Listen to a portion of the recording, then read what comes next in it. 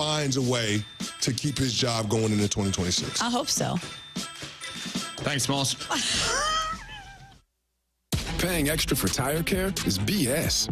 You know, bad service. So at Midas, we're rolling out our BS-free tire guarantee, included with paid installation and tax on every purchase. You'll pay nothing for flat replacements, nada for flat repairs, and zilch for tire rotations every 5,000 miles. That's $0 for all that. So with this limited lifetime tire guarantee, you'll pay a whole lot of nothing compared to what the other guys charge for tire care. That's the BS-free tire guarantee, only at Midas.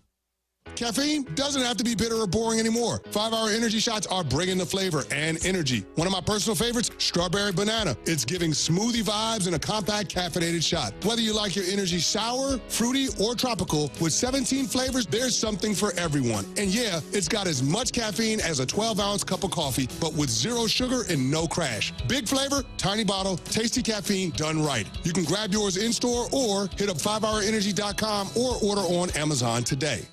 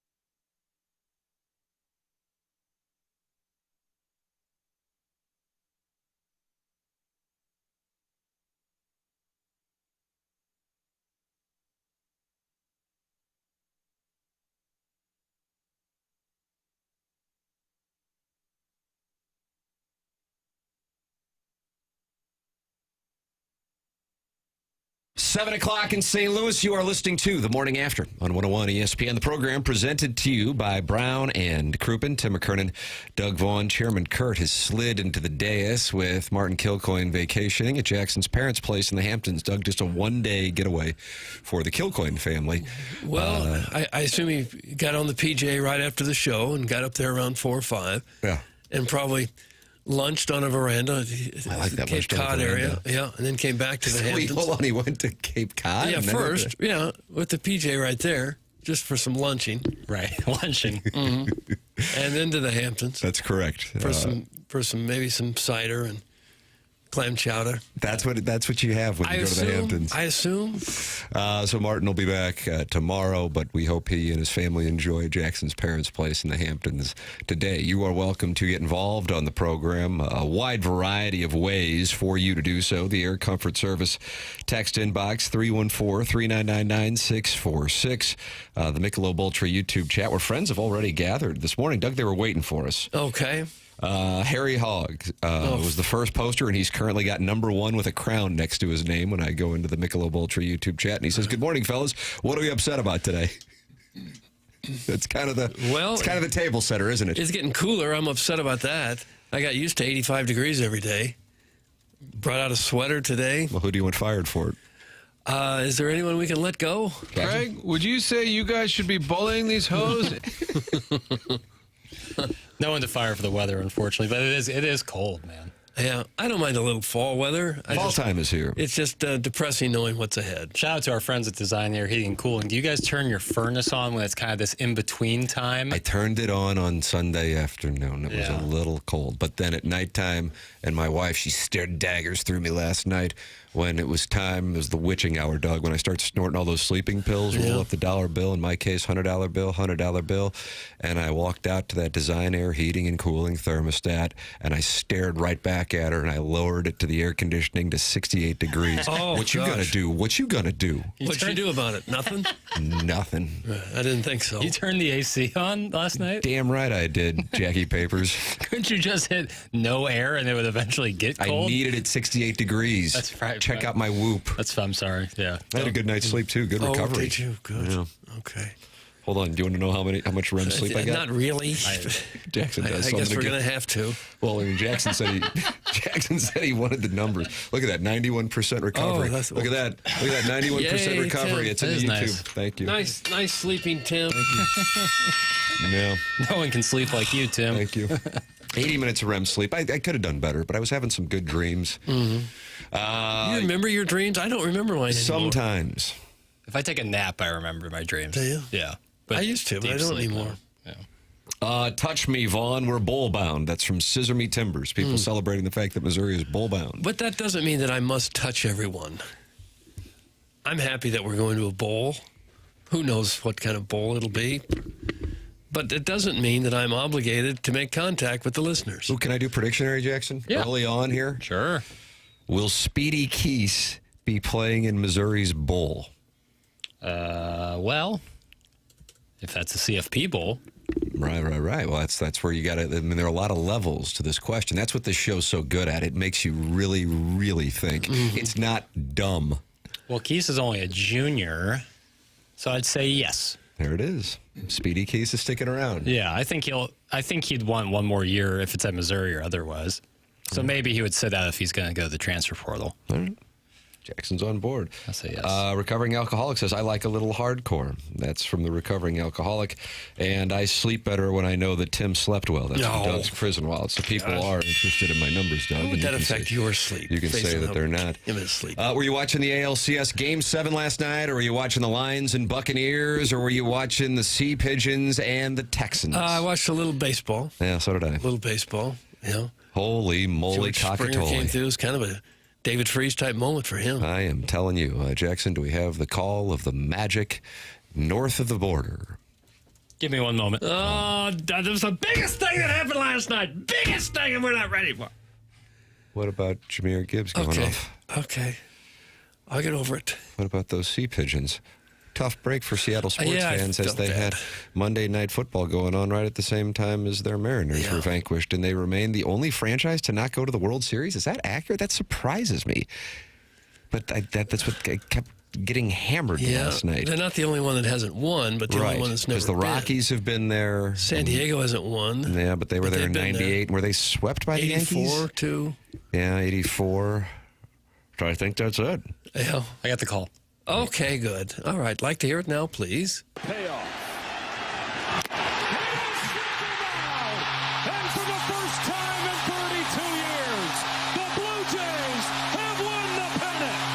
was the last pitch. That wasn't the home run. That's what you wanted. Unbelievable. Doug said George Springer getting his vengeance on the Mariners fans who cheered when he was hitting the knee in Game 5. Yeah, you know what? We're in the communications business. Left field. Arozarena watches it go.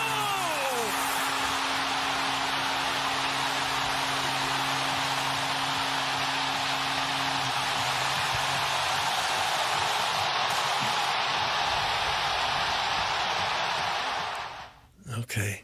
Going I felt wild. bad for the Mariners. I really wanted them to win. Did you? Oh, yeah. Because you love America. Well, they're more of an underdog than Toronto. And as you said, they've never been there, never done it. Toronto's been there and won it. Big market, big money team. I sent, 35 maybe TikTok links to papers. Brian Wu was being interviewed in the Mariners clubhouse, and he was asked a question, and it timed out perfectly. Take a listen. But what ultimately do you feel like the legacy of this team is going to be, having gone as further than any other team in franchise history?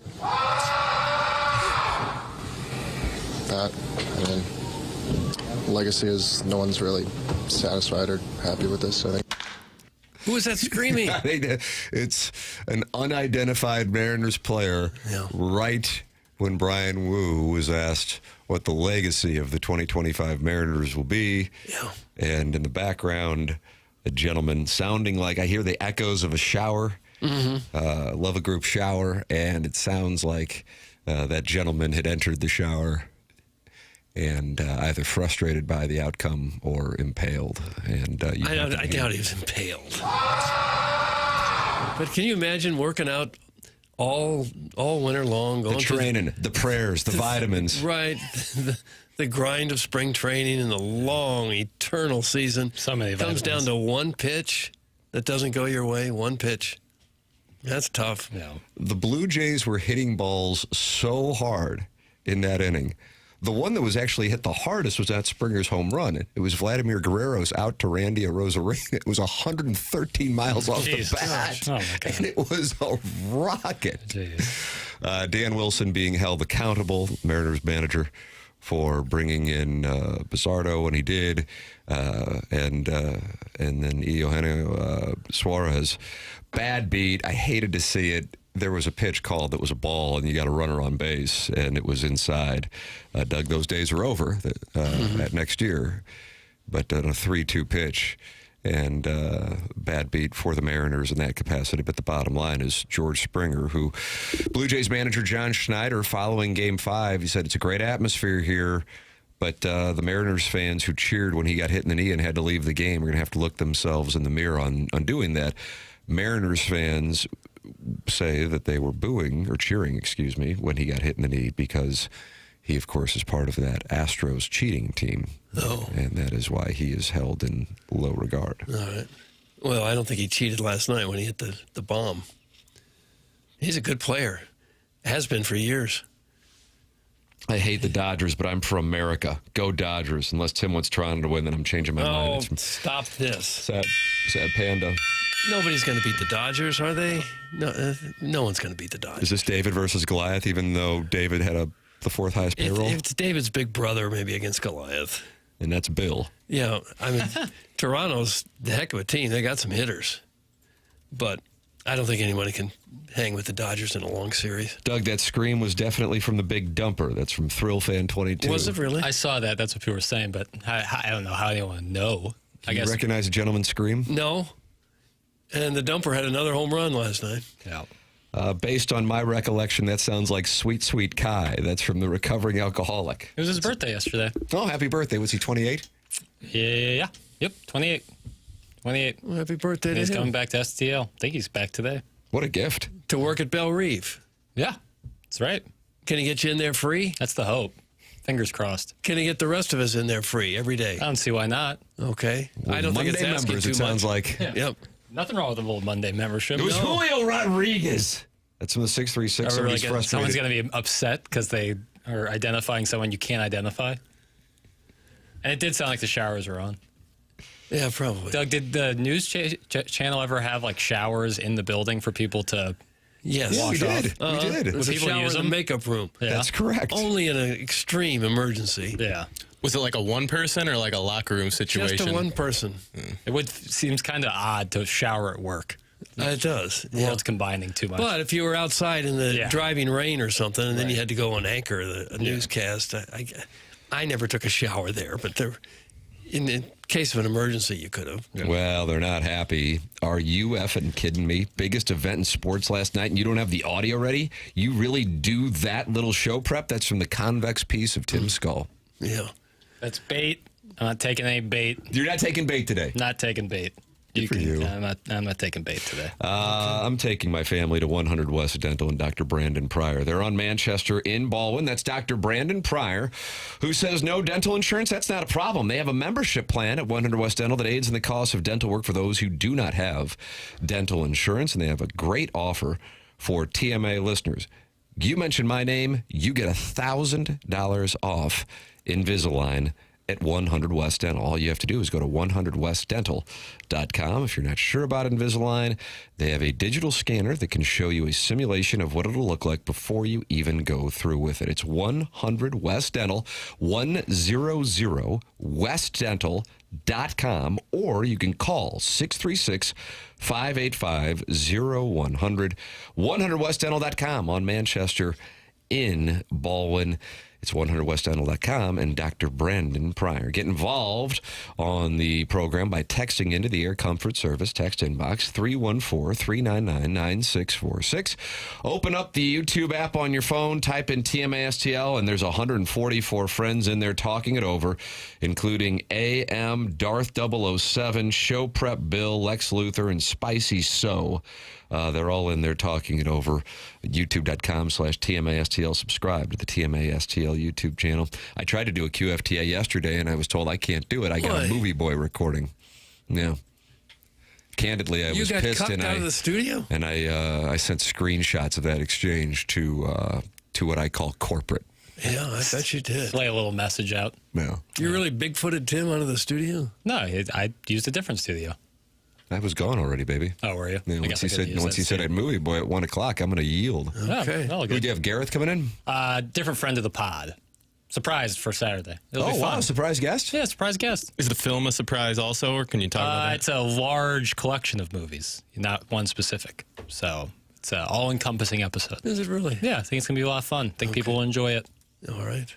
Yeah, but I usually record that in the evening time, so I don't have any... Don't say evening time. Why not? Well, you didn't need to say time. Yeah, I just say in the evening is redundant? Uh-huh. I don't know if I would say it's redundant so much as superfluous. Okay. That right there is a good word. I went to St. It's like when you Lucie say High. fall time is here. Fall time. Fall time is here. You don't have to say time. I usually record in the evenings, and so I usually don't have any hang-ups, but yesterday was the afternoon recording, so apologies. Now, when I say you've been suspended 2 days' time, that time is necessary. Correct. Because it shows a more punitive nature. Sure. Yeah. And the tariffs, of course. The tariffs, they don't feel good. Yeah. They're not designed to. I feel bad for Seattle. I was hoping they would make it, but Toronto will give L.A. a better series. That's from Darth 007. Doug, do you think Toronto will give the Dodgers a better series? Oh, possibly so. Toronto and Seattle pretty close to the same quality teams. Both from the north, one from the United States of America, one from Canada, both wearing blue and white, just like the Dodgers. That's fun. Yeah, that was a pretty even matchup. Which uniform do you prefer, Toronto's or Seattle's? Great question. Good question. I kind of like Seattle's, just because it's a little different. You like some teal boy? I don't mind teal boy. I don't mind the teal boy either. I think I really like the Blue Jays. The font they use on their uniform. Doug, you like the font of the Well, it's Toronto? okay. It's kind of a futuristic Yeah, look. it kind of has like line. I don't know. I like it. All right, Chance for Drake to get his get back here. On Kendrick, yeah. Toronto and I LA. lost you there. Toronto and LA, just like Drake and Kendrick. F the Doyers. That's from Patrick Bateman. F the who? Oh, the Doyers. Dodgers. That's what you say when you're trying to insult the Dodgers, right? Doyers. Like when you say tenor about Tennessee, you're insulting Tennessee. I Like think you that's say the misery way. about Missouri, you're insulting Missouri. See what I'm saying? I think that's the way Spanish speakers say Dodgers. Doyers. Your team is moving on to the World Series. First person I want to hear from is their front office, not the players or managers. That's from Pink Pony Doug. Jackson, what does that mean? Doug's work husband. I don't know. First thing I want to hear from is the front office. Do you have some front office clips? Like the traveling secretary, their thoughts on CJ the Sherry, general manager, perhaps? Cardinals. Team president? Does the GM usually speak immediately after a ALCS loss? Only if someone interviews him. Fair. He doesn't call a press conference or anything to announce they won. Very logical for a segment here. Just going right into because sometimes they'll go down and join in the locker room celebration, patting guys on the back and everything, and then someone sticks a mic in their face. But after a loss, I feel like it's rare for a GM to be like, probably wouldn't be. Hey, I'm answering questions. Everyone come over to me. Yeah, take your shots. Yeah, usually they wait a couple days. Yeah. Next season, the Blue Jays ought to have their logo changed to 2 Blue Jays sitting on the ends of a bat. That's from the climate activist private jet. I like the Blue Jays logo, too. I like when they put the maple leaf in the back. I think it looks good. I bet you do. Well, I think the maple leaf is Toronto Maple Leafs, another gorgeous uniform. What country do you like more? America. Too cold in Canada. Yeah, it really is. Is that the Northwest Territories or the Yukon Territories? Northwest Territories. Does anyone actually live there? That's way up there. If you are in the Northwest Territories this morning, call in. We'll move you to the front of the line, 314-974-0101. Can you ask Libby Jack his power rankings for the final 3 cities in terms of their political climate? That's from Daddy Padre. No comment. Get involved on the program. Text in, just like Daddy Padre. Blues getting ready tonight, Doug, for the Kings, and that's awesome that he's already up, even though I don't know if he's starting tonight. He doesn't play. He's not on the team. He's never been on the team. He practiced a few times. 314-399-9646. Then you have that Michelob Ultra YouTube chat where 161 friends now have gathered to talk it over. YouTube.com/TMASTL. And, of course, you can email in for our Design Air Heating and Cooling email today, the morning after, at InsideSTL.com. Send your emails in. Compete with the greats. Currently, Shooter McGavin with a 2-goal lead over Buck Swope for the month of October. The morning after at InsideSTL.com. Tim McKernan, Doug Vaughn, Chairman Kurt at the dais for the vacationing Martin Kilcoyne, Jackson Burkett on the 1s and 2s. This program is called The Morning After. It's presented to you by Brown and Crouppen on 101 ESPN and the TMASTL YouTube channel.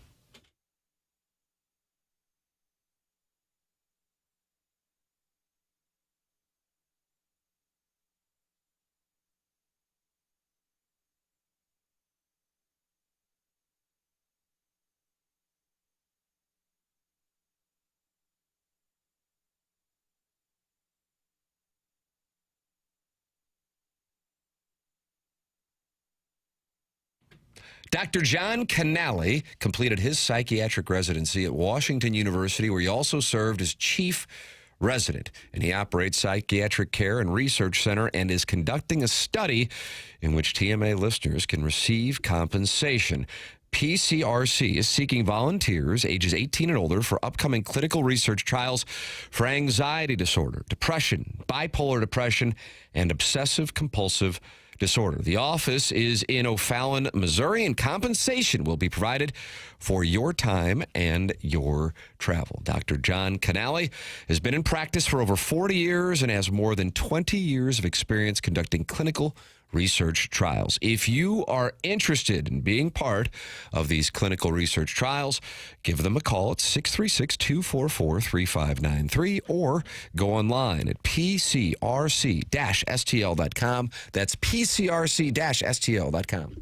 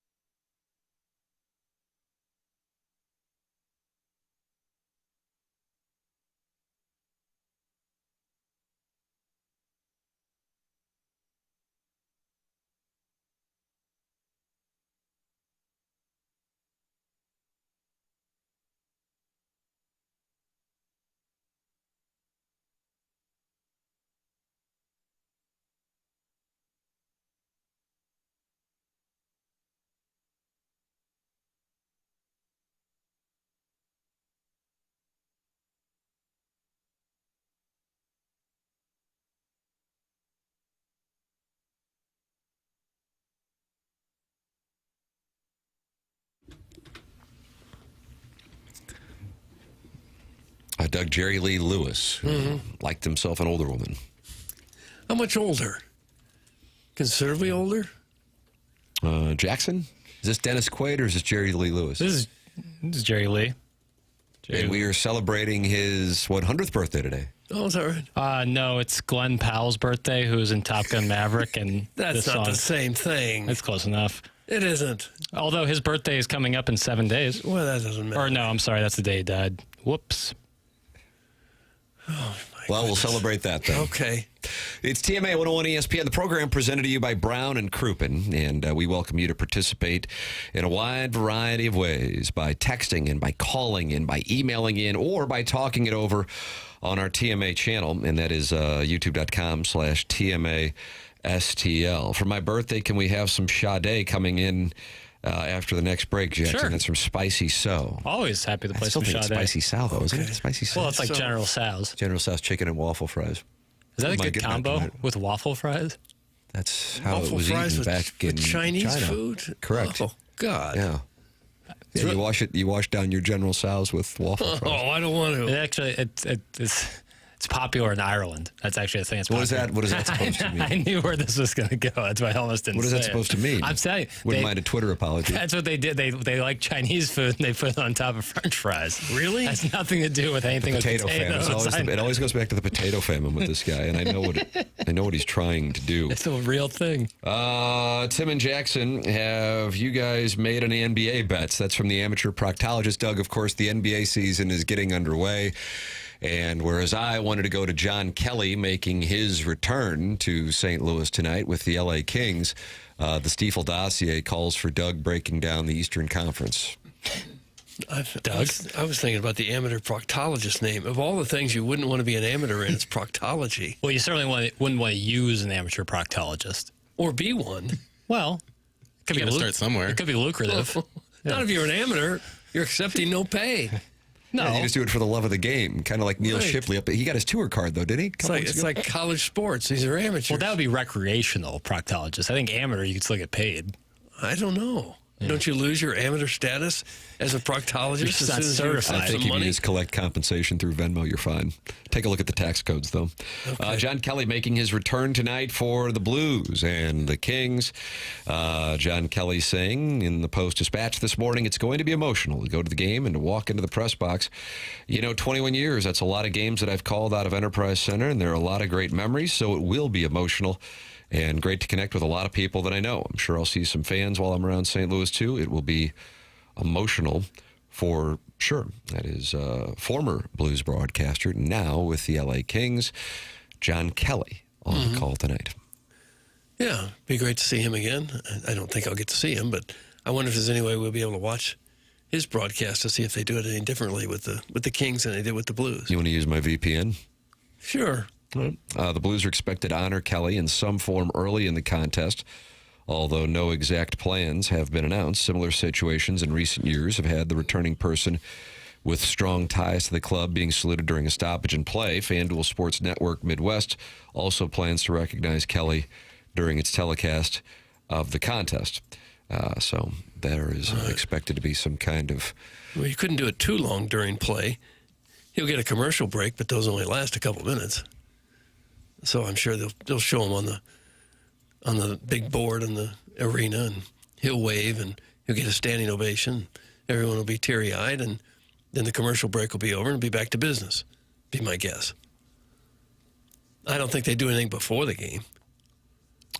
Chris Zimmerman of the Blues said, we have had captains leave our team and come back to play. Certainly this is going to be a unique situation of really a Blues legend coming back and broadcasting in a different seat. The Kelly family is iconic to our brand. Kelly will be busy on his lengthy stay in St. Louis. He and his wife are in the process of selling their home in the area, and his wife Jennifer has remained in town to pack and oversee the process. Yeah, a process they didn't see coming. That's right. Yeah, that would be a major hassle. Well, it's a shame he can't spend more time here, but I'm sure it's going to be a whirlwind the day or two that he's here. Well, I'm anxious to see how they honor him and how it all plays out this evening. Blues and Kings this evening. Pre-game 6 p.m., puck drop 7 p.m. You can catch the action here on 101 ESPN as the Blues try to make it 2 straight. So iconic that they fired him. That's from the Oakville O-Face, and he's not happy. Let's see. You were so good for so long that we whacked you. That will be our celebration. That is from Steven Time. Let's see. I don't think they'll say those exact words. You think that you don't think I wouldn't think so. But you can't be sure. You can hear Tom Calhoun bellow that over the PA system. So iconic, we whacked him. I don't think that's the way it'll go. Jackson, will more people in St. Louis watch the Blues and Kings or the Lakers and Warriors tonight? Thanks. That's from the amateur proctologist. He's back. Blues and Kings, for sure. Yeah. Warriors and Lakers tips off at 9 p.m. here, so yeah, I can't see much there. I hope the Kings win 21-0 to honor his legacy. Steven Time wants to see the Blues fall tonight and have 21-goal deficit in the festivities. Do you think that they... No. Makes me wonder what the biggest NHL blowout of all time is. Literally just as you were saying that. Yeah. Biggest loss in NHL history. You want to take a guess? I remember something like 11-0 once. Let me go over that. Yeah. It probably was worse way It back happened when. in 1944. Yeah, oh God. Detroit Red Wings against the New York Rangers. All right. Oh, the blue shirts. 15-0. 15-0 Nice, is correct. 15-0 defeat. Good show prep on that one. That'd be tough. Do you bother to pull the goalie late when you're down 15? If we can just get 2 or 3 back, we'll be right there. Got to cover the number. You are welcome to get involved. 314-399-9646. That's how you can text in. Then you can call in to the Callier and Thompson phone lines. 314-974-0101. And, of course, you are also welcome to open up your YouTube app and then type TMASTL in the search. Subscribe to our channel, and then you're in there, and you can just watch the show. Or you can talk it over with Jock Hoare, Darth 007, Lex Luthor, MD 2020, and Martin's Wildcat Agenda, who is all talking to Patrick, and he's over at Immaculata.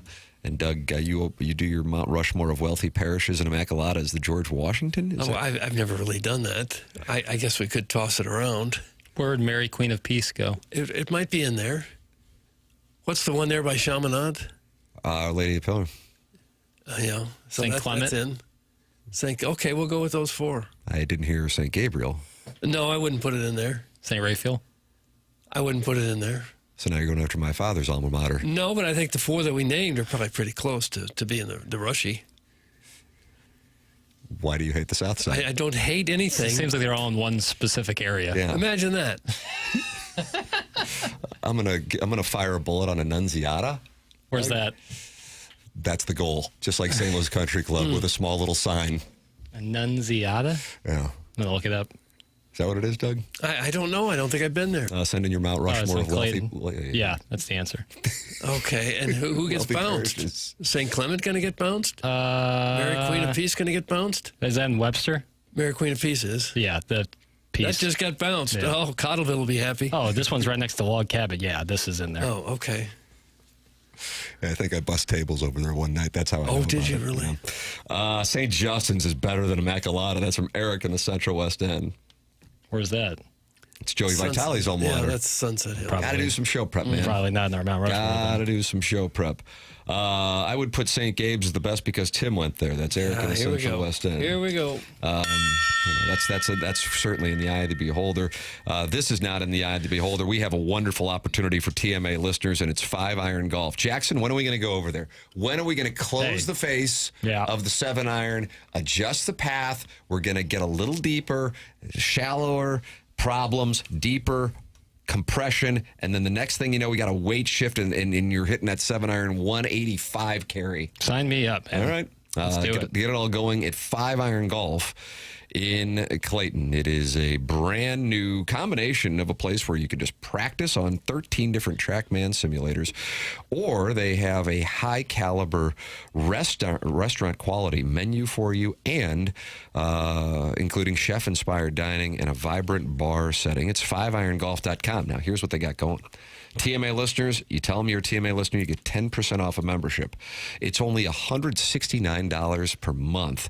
And if you join this month, you are going to receive 10% off when you let them know you are a TMA listener. I cannot advocate it enough, whether you just want to practice or you want to go in there and play. They have 200 different courses you can play, including St. Andrews and Bethpage Black, Bethpage Black, and Pebble Beach. All there, including 200 plus world-class courses, rain or shine, with no dress code.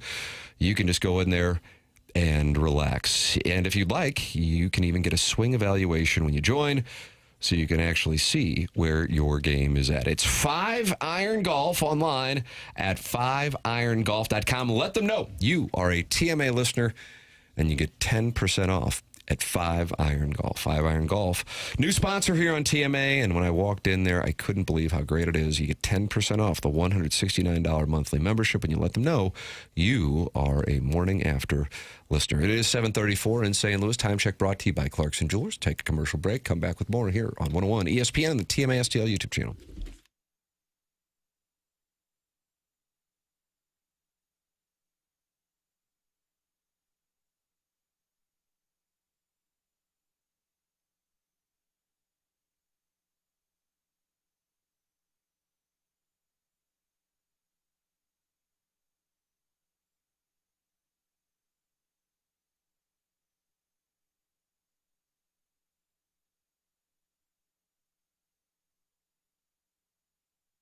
You've heard me talk about the Village Bar for years. Love hanging out there. Love the whole environment. Watching a Mizzou game, Cardinals, Blues, just hanging with friends. Such a cool spot to meet up. Best cheeseburger in town. Enjoying the waffle fries, you name it. It's all great. Trashed wings.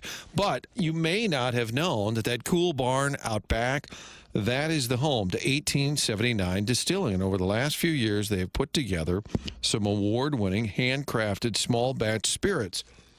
Things like Red Barn vodka, 6 different flavored vodkas, the premium brand as well. There's 1879 rye, 1879 bourbon. All of these great spirits are being made right in back at the Village Barn. Again, awards being won. So this is something that you're going to start hearing more and more about. And I encourage you to ask for it by name. Instead of saying, hey, I'll have a vodka tonic, say I'll have a Red Barn vodka and tonic, or an 1879 Manhattan. 1879distilling.com. That is the website. Find out more. Great story, quality, taste, tradition. It dates back to the early 1800s, the German distilling that took place in our town. Ask for it by name. 1879 Distilling, St. Louis, Missouri.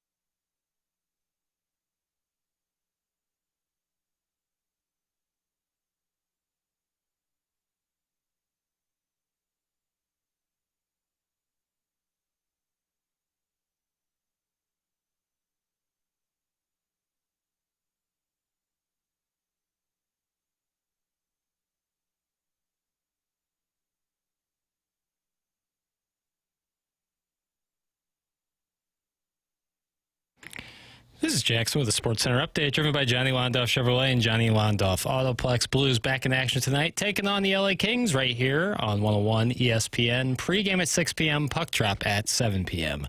That was another Sports Center update, driven by Johnny Londoff Chevrolet and Johnny Londoff Autoplex. See them at londoff.com. Chevy, together we drive. Are you kidding me?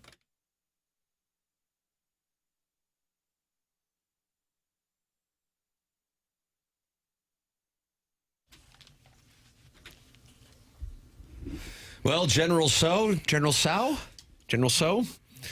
Spicy Sow requested Sade All right. There she for is. his birthday. I'm assuming it's a he. Doug insists it's probably a lady, but either way, here is Sade. Did you hear how I hit the post? I did, yeah. Really good. Thank you. Doug, I was exiting the Inside STL Enterprises LLC offices. I think it was 2014. Of course, it was, 6, 7 p.m. I had been there all day doing the show. But, I'm a meat and potatoes guy. Clock in early, leave late. You lead by example, as you know. And that's why I get here before everybody else every morning. It's 6:59. And exiting Jim Edmonds' 15 Steakhouse was Sade. Wow. Oh, really? Yeah. Really? Well, Was she playing a show here or something? I just think it's probably just like she had vacation. Right. Much like the people in London after the Rams played there. I think that might have been an impact. I think it might have been men. That was a cool restaurant. Gotta get there. It was. How long did it last? Just a few years, though, right? Yeah. It's like a supernova. Yeah. Not many of those athlete restaurants last like a super long time, I feel. think that one was a matter of location. Yeah. Had that been across the street Trying from to Busch crap Stadium. on the choices for Inside STL's world headquarters for 9 years? Well, you're doing an office there. It didn't matter. But for a restaurant, had that, especially one owned by a former Cardinal star, had it been across the street from Busch Stadium, it'd probably still be going great guns. I like that phrase. Great guns. I do. But Shannon had a restaurant right by the stadium. It didn't work. He got cuckolded by Ballpark Village. Yeah. They blocked Is that him. what that was? The cucking. And so on the final weekend of his broadcast, he decided to announce they were selling the franchise. Yeah. That's big Irish right there for you. That was outstanding. That was another very cool restaurant. If you were ever in there, all the pictures and memorabilia. That It was. It was that great. Was a great place. And let me tell you something. In papers, this predates you, but when the new ballpark opened up, and Ballpark Village was just a lake in left field. Do you remember that? It was just a lake. Lake DeWitt, they called it. Mike Shannon's outfield was a pony. And I want to say this. P-O-N-Y. You Really? ain't got no alibi. It's a pony. Nipsey Russell, Goldie Hawn, Wildcats, along with Woody Harrelson and Wesley Snipe. We had a TMA event there at least once. A number of them. Pony. P-O-N-Y. You can't even imagine it now. Right. Because it doesn't exist. Didn't you do the Cougars next door there one year? Oh, yeah, that's right. We got to bring that back. Yeah. That was like an offshoot. It was. God, I forgot about that. Yes. That's kind of like Real Housewives before it. Yeah, It was very similar indeed. Boy, yeah, that was a whole scene. Yeah. I think one of them was coming off a divorce and pursued one of our 21-year-old employees. Oh, is that right? Now we're talking. Yeah. Well, it's going to happen. If you're interested in pursuing our 27-year-old employee, call in. Yeah. Jackson is available. You just wave to the camera, 314-974-0010. You like the idea of this, don't you? I don't mind being Cougar next door.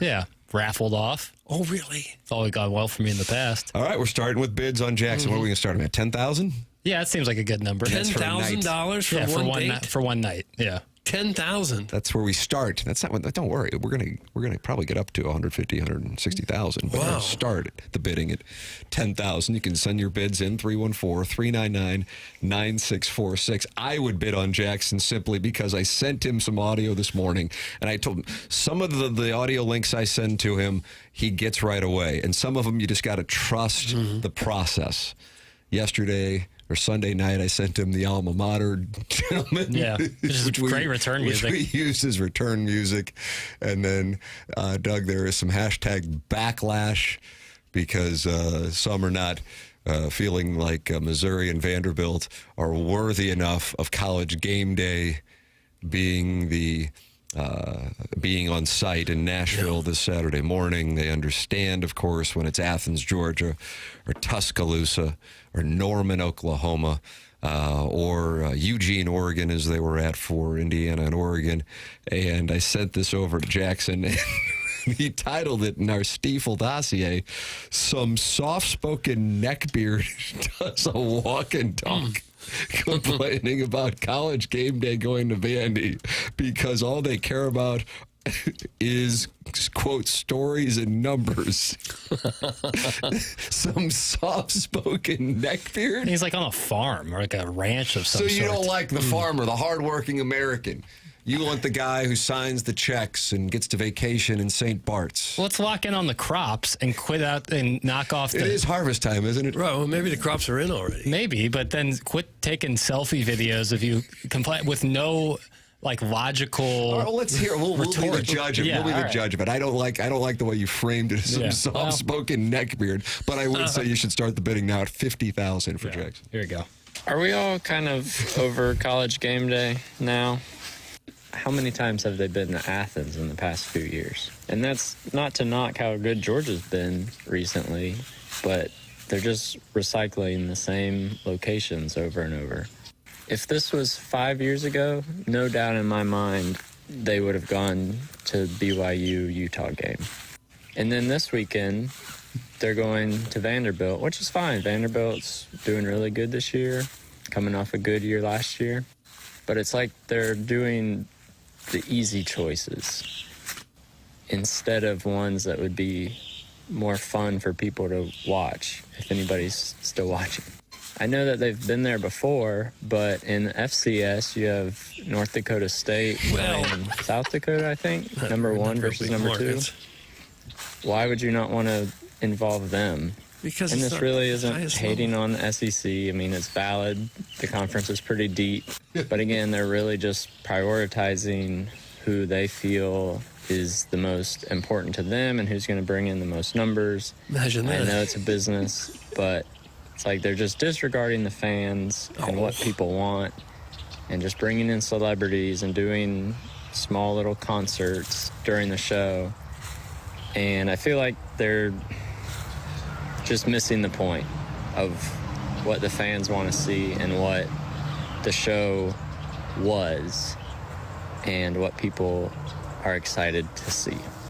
Who is this soft-spoken? I know. neckbeard? It's like it gets to a great like dumbing down discourse around certain topics like that. What That had no platform was he on? logic behind it. It had no decent points. He's virtue signaling with the North Dakota State, South Dakota State That's thing. virtue signaling. Yeah, to the no one Dakotas? gives a damn about the FCS number one and number two. Oh my! No one does. Like, tell me out there, like anyone who's actually like, yeah, I'm fired up for the North Dakota State, South Dakota State. They do in the Badlands of Dakota. Yeah, they can love it there, but that's nonsense. What was the platform? Was this just some guy? Yeah, he was just walking So around. how did we get it? You hear the leaves crunching. That's my handiwork. You trust the process, and you could hear the leaves crackling. And you like that. You could. You No, I don't want like me to that. try to book him? No, I don't. His name is Corey, and I don't want Corey on the program. That was like, there's no logic there. Like, you got to use some logic. And he said, if anyone's watching, they've averaged the most views they've ever had. They're having their biggest season this year? They're having their biggest Oh, is season. that They're right? I averaging didn't know that. 2.2 million viewers Doug, per is that episode. in condemnation of Lee Corso?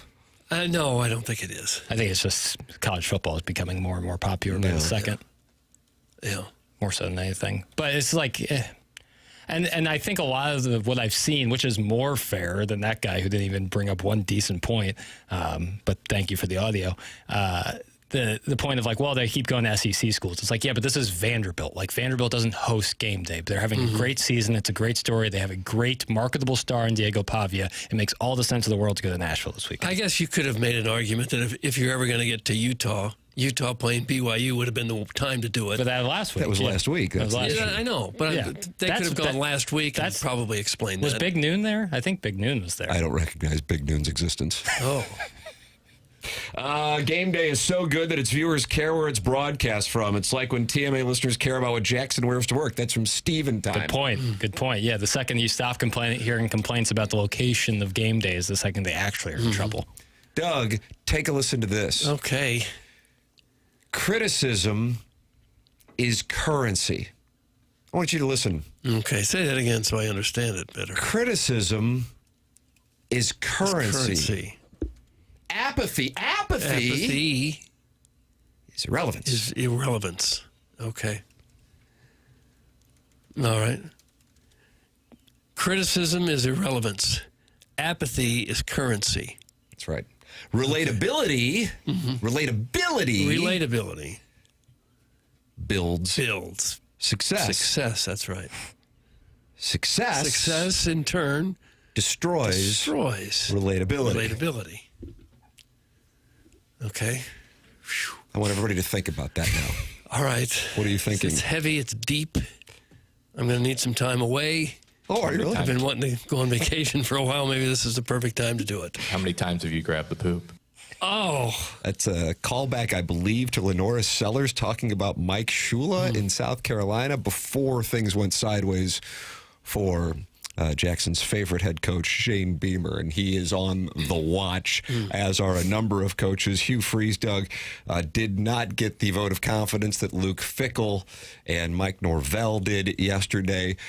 He was asked would he like one. Here is the Auburn head coach, fresh off of his double overtime loss to your University of Missouri Tigers.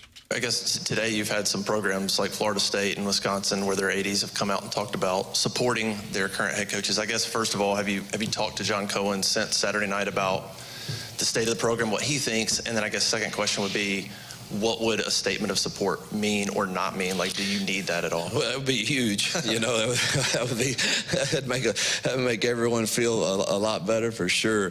Yeah, I haven't talked to John. I'm gonna say John has been so supportive ever since, obviously, my hire. Sucking up and you know, but I don't get too much into, you know, they have a job to do, and certainly he has people he has to answer to, and I know how close we are. I know I can get this fixed, and we're too dang close. And we've got to get a little bit better play and a little bit better coaching at a few spots. And I want a chance to fix this. Doug, so he has not heard from the athletic director, who did not issue a supportive statement yesterday. So Hugh Freeze blows in the wind as he gets ready to take on Woo Pig Suey. Okay. Well, they're 0-4 in the conference. I can't believe he's still got a job. You want him out? I don't want him out necessarily. I gave you a parlay of over 1.5 coaches fired from the SEC, and I didn't hit. Man, I felt good about it. I felt real good. I knew Florida had the bye week. That would probably be the witching hour for Billy Napier. And liking Missouri against Auburn, I figured that would be it for Hugh Freeze, and somehow he gets to hang around. I guess they're going to see if he can maybe beat a Arkansas team that also is in a similar position to Auburn. They already fired their coach. Yeah, but like in the sense of just can't win games, like a pretty decent team that can't win. And I guess that's the plan. But if they lose to Arkansas and still keep him around, that would be, I think the fans on the Plains would revolt. I think it would be fun if we had a season where every team that doesn't win the national title fires their coach. We might have it right now. And it's just musical chairs where everyone just switches around. Only with one team guy that gets coach. to keep his job. Like a survivor pool. It's sort of, yeah. Sure. I'm still thinking about that darn soft-spoken neckbeard. Clip that off. Doesn't like the life must be pretty good.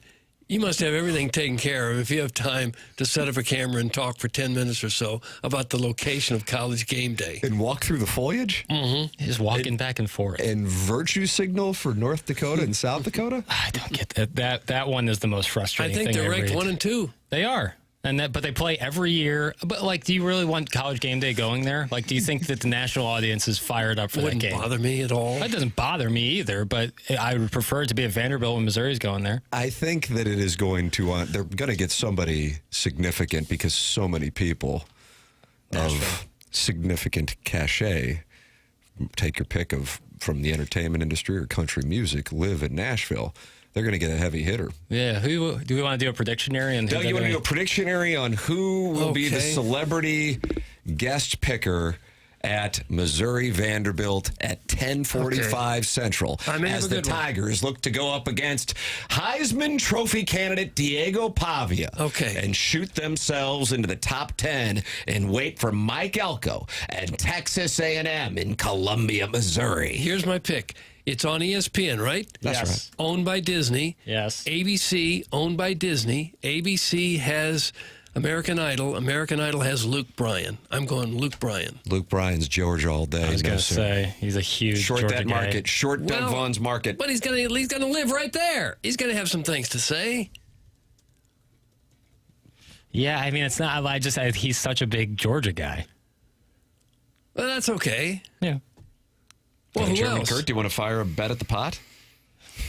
If he wouldn't have been down in Tuscaloosa a few weeks ago, I would maybe sprinkle a little on Theo Vaughn, but that's obviously out now. I don't think it's going to be this week.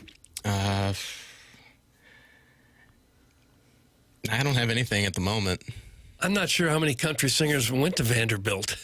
You may have a hard time finding one. Chris Stapleton. He did? He went to Vanderbilt? Yep. So that's your choice. I like Stapleton as a possible play. I don't know what his tour. Do you have his concert schedule? I don't. His concert schedule. Got to do some show prep, man. I'm sorry. I should probably handle this off air. I texted you guys last night. We were going to do this. Carrie Underwood's kind of. I thought about her. I think there's a different female country star. There's a different. Lainey Wilson? No, I think she has connections to both Nashville and Missouri. Ooh. Initials, please. SC. SC. Sherry Cooper? No. Sheryl Crow. Sheryl Crow. Lives in Nashville, went to Missouri. Wow. Best connection we have so far. Last week, they brought out Jelly Roll, and he's all Tennessee all day. Yeah, in T-Town. Right. I think that would further my point. Sheryl Crow from Missouri, or went to Missouri. But they were in Athens last week. Were they in Athens last week? Yeah, F me. Forget about it. Yeah. What about Nate Bargatze? He's a big Vanderbilt guy. Yeah, that probably actually will be it. Oh, I just hit it. Nice. Damn it. I didn't think about that. I didn't know he was a Vandy guy. I don't know if he's touring. He is. I'm looking it up right now. Oh, thank you, Chairman Kurt. They can pull off it. The date of the game is the 25th. The date of Missouri. Well, I'd have to look it up. I'm bad with dates. Yes. He's in Cincinnati that night. Oh, yeah. It's just northern Kentucky. Yeah. He'd be there in I no could time. absolutely see that. Hell, I don't think Chappelle left for a show in St. Louis until like Chris Rock was halfway through his set. Who's the country artist? It's not Kenny Chesney, who wouldn't perform until the UNC game was over? Like, North Carolina was playing in the NCAA tournament. Probably Eric Church. Eric Church, that's what it was, yeah. Wasn't going to like Eric Church? I don't know if I've ever listened to a single song by him. Oh, God in heaven, Doug. You wouldn't like it. You don't think? No. Why not?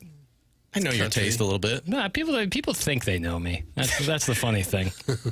Lainey Wilson is listed by WhiskeyRiff.com as being live. Doug, she is on the opening song she for is. College Game Day. Mm-hmm. Yeah. She's been on. Wasn't she on SEC Nation?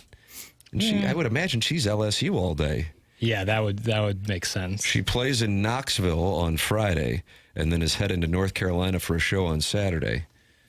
But they could PJ. I don't think she's going to want to do that. Someone said Jay Cutler. Dansby Swanson. Jackson, you love Dansby Swanson. Dansby Swanson. I do like Dansby. That'd be kind of random. I mean, he's a great ball player. What about Pecorine? Pecorine, like the cheese? Pecorino? The goaltender! That's it. We're all out of here. Every one of us. Pecorine? Clear the studio. Is he the goalie for the Predators? He was. Legend. Yeah, so legendary. I thought it was a cheese. I hear Jamie Rivers music. Pecorine. Oh, no, Doug. Well, you said it like it was one word. The gentleman's name. I know, but I need some space. Oh, he's Finnish. Hello, Pecorine. Number 35 in your programs, number 1 in your hearts. Morgan Wallen, you idiots! He's That's a from Tennessee Harrison's guy. brother Master. I thought he was a Tennessee guy. I thought he was UT. Harrison's brother Master. I'm not sure it's going to matter who their favorite team is. If they're in Nashville and they're a big star and have some knowledge Usually of college they have football. some tie to a team. Yeah, it's usually something. But Jelly Roll didn't, right? He loves the Volunteers. Yeah, and he's got face tats. Even though the game was But that wasn't their game. Ole Miss and Georgia. Sharon and Clayton's beside herselves on the Pecorine thing. FFS, Piddles. Sharon and Clayton. Get this pale kid out of the studio and onto the streets. Do some show prep, pal, and some Gooner Reloaded. All right, cut it off. I'm done. We just addressed that. I'm not listening to the rest of that. That's a terrible call. It's football. Please call next time. Jay Cutler is getting a lot of votes. He just got himself out of some legal trouble, I believe. I don't know if that factors into anything. Unbelievable head of hair on that guy. Jay Cutler? Yeah. Barry Manilow is the game day guest on Saturday, according to the Warson Woods Wacko, and he had the Sam Horn thing first, so this is a guy who's kind of dialed in. Barry Manilow. Patrick Bateman says Charlotte Flair played water polo at Vandy. How about that? That's his guess. Barry Manilow, 82 years old. How about this? We had a TMA listener. I don't know if he wants to be identified, but he's more than welcome to. So he's staying in Nashville for work, and I guess he has both my name and my father's name, Doug, and we share the same first name, different middle name. Okay. So therefore, I am not, by the letter of the law, a junior. So I guess in a confused state, he sends pictures from his hotel room and a video of his hotel room in Nashville to my father and writes the following. Tim, I'm in Nashville this week on business. If you would like, I can see if I can extend my reservation until Sunday. I'm here every month for a week. I'm due to check out on Friday, but I have extended my stay often.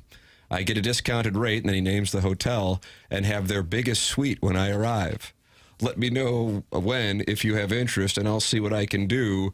Room vid and views from the room. Other pics from Nashville available upon request. What? Oh my, doing my best Iggy here. Not to 500 yet, but damn, the number is growing. And hot youngins, tee. So my dad gets that text. What in the world? That had to be a treat for him. Along with a video of the gentleman's room with him like lurking in the mirror in the window in the background. Is he He was trying clothed, to, right? Is he trying to say you could stay in this hotel if you go there this weekend? Where he's clearly engaging in coitus and he's showing me the bed, but it goes to my father. And what does your dad have to say about that? I'll take the room. He interested in staying in Nashville? I had sex and now Dad is dead. What a delight for my father to receive, and as you might imagine, it was a little confusing. William's hands were shaking. That's the problem with What a douche! That's a Arbor Day. same name is can be an issue. We thought Iggy sent an email about a mattress to Jesse Kiowski. Yes, it went to Our Hubbard boss. Radio Market President John Kiowski about Iggy wanted a trade deal, I believe, for a mattress and also an apartment. And that went to the president. Right. With the marketing thing being live where Iggy lives. Right. Similar when you have the same initial or same name. I don't have run into these issues. I don't have a lot of compulsions, but one I do have is looking about 8 times to make sure I'm sending text to the right person. Yeah. I live in fear that that's going to bite me. This turbo simp who texted Tim Sr. is the biggest loser ever. Block him, Doug. That's from Big Tough. I'm close to it. Boy, that is effing creepy. That's from Doug's prison. So did your dad just forward that to you? It was brought to my attention by the sender. Ah, okay. Who then realized what he had done. Have you spoken to Senior about what happened? I have not.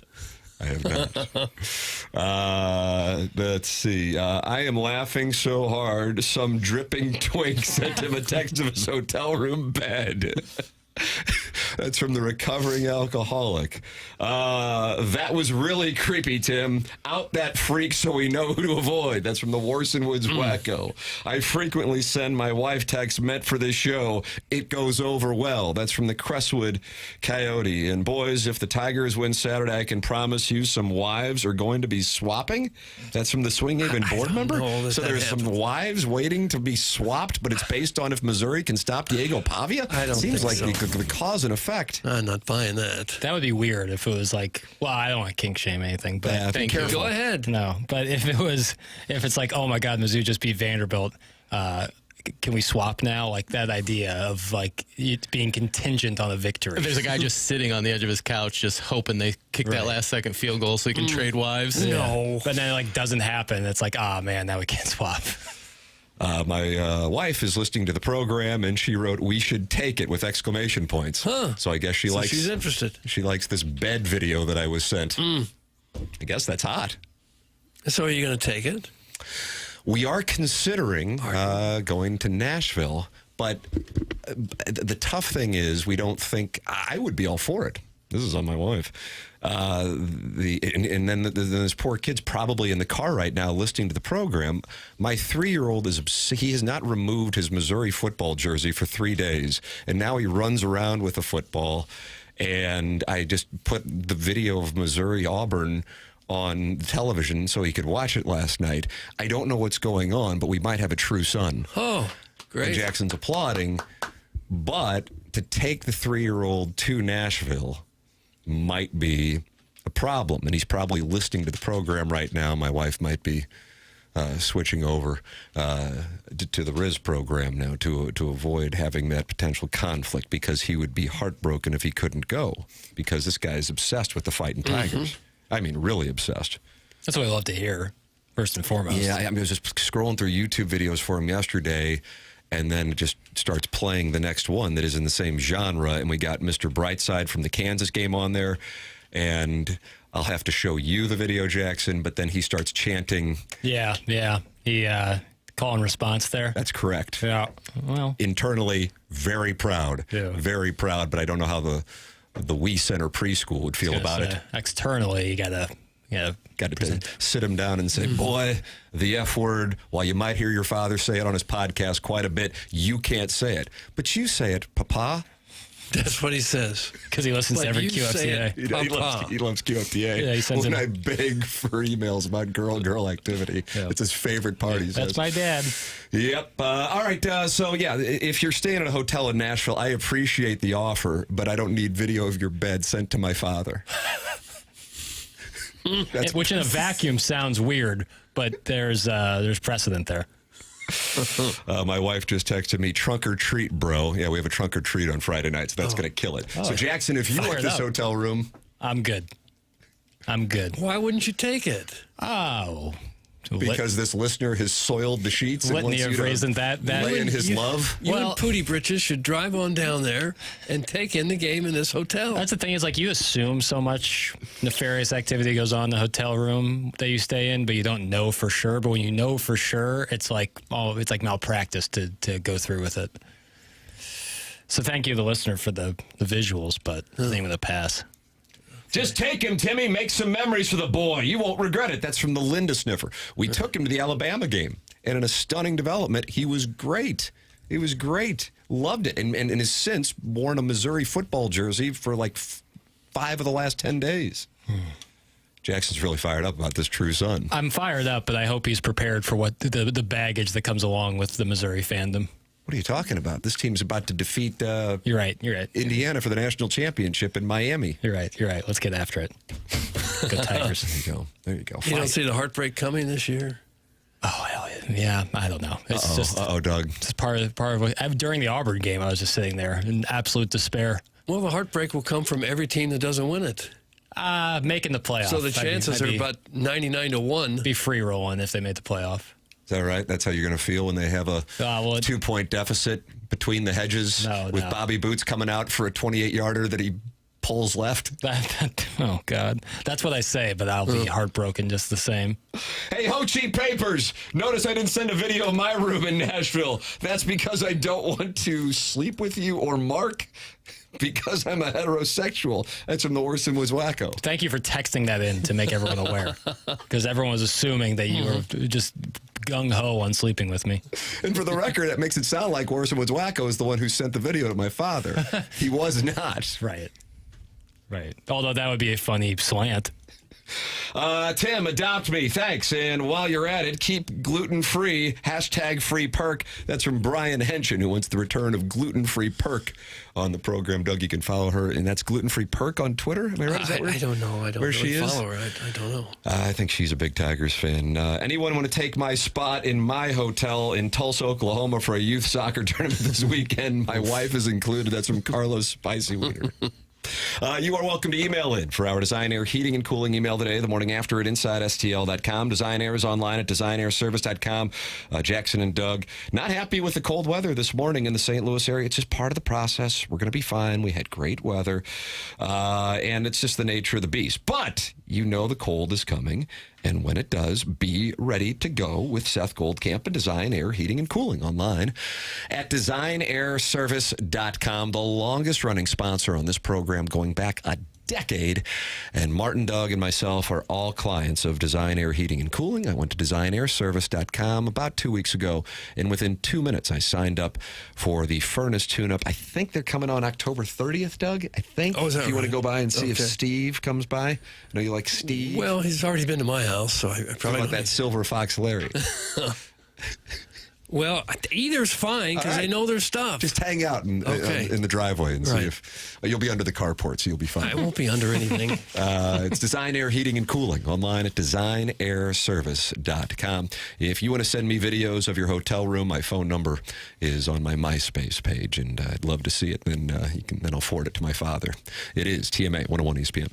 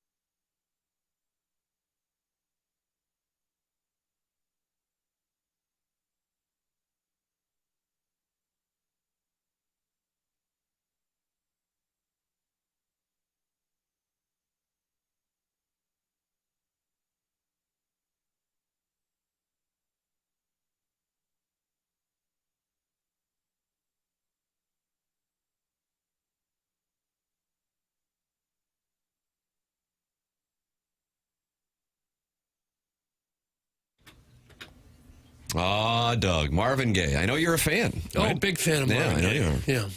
What do you think we are hearing him in return music right now? He would have been 80 years old today. No, based on playing Sade in the last segment, just kind of some music for lovin'. Music for lovin'. Music for lovin'? Yeah. Okay. Wow. Well, I'd like to hear some Jodeci then. Yeah, for sure. Yeah, sounds good. Marvin Gaye got stabbed by his father, right? Yes. I believe he did. Sam Cooke is the one that lost his life in a motel parking lot. Is that right? I don't remember that. I think that was Sam Cooke. It's crowdsourcing, so I don't acknowledge it. The program can be watched on YouTube, youtube.com/TMASTL. It's the morning after, presented to you by Brown and Crouppen. And Brown and Crouppen is online at brownandcrouppen.com or by calling 314-222-2222.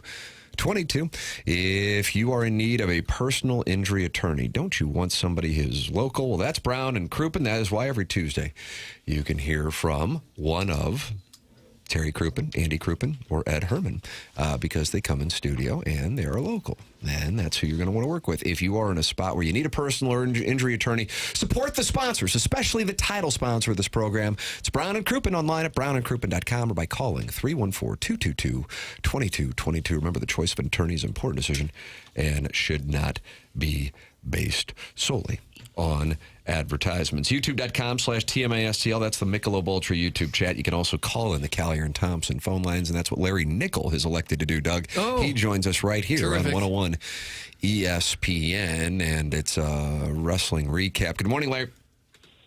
Good morning, guys. What's up? It is a beautiful day in the St. Louis area. How are things in Alton? They're pretty good right now. Nice. Okay. You watching a presentation, it sounds like? Yeah, I'm watching Martin's station, Fox 2. What's on? The Jack Report with Calista. Doug, my subtitles were off. I'm not sure I caught that. Can you say that again, Larry? I'm watching the traffic report with Calista. Oh, the traffic report with Calissa. Boy, I'll tell you what, this is like L.A. when it comes to traffic, so it's nice to know if the commute will take 5 minutes or 6 minutes. Larry, Doug didn't get a chance to watch Raw last night because he was watching the Blue Jays and the Mariners, so it would help if you recapped him. Okay, last night there were 3 title matches, and then a battle royal to determine CM Punk's opponent for Saturday night's main event. Okay. Okay, the first title match they had was for the World Tag Team Championship. Okay.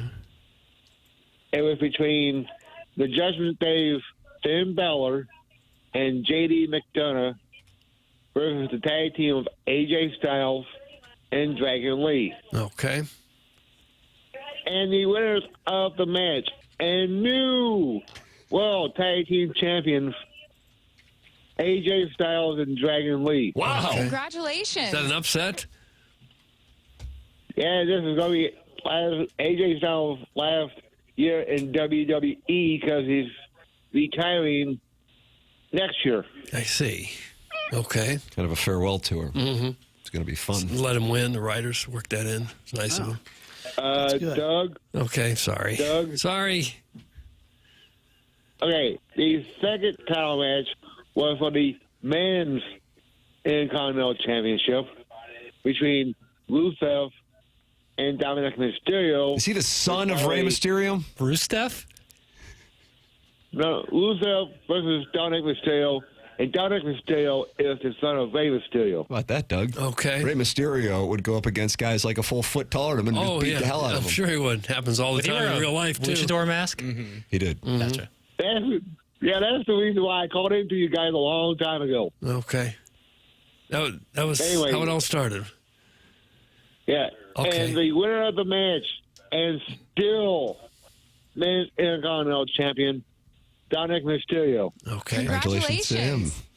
Is he any bigger than his pappy? Yeah, he is bigger than his pappy. Okay.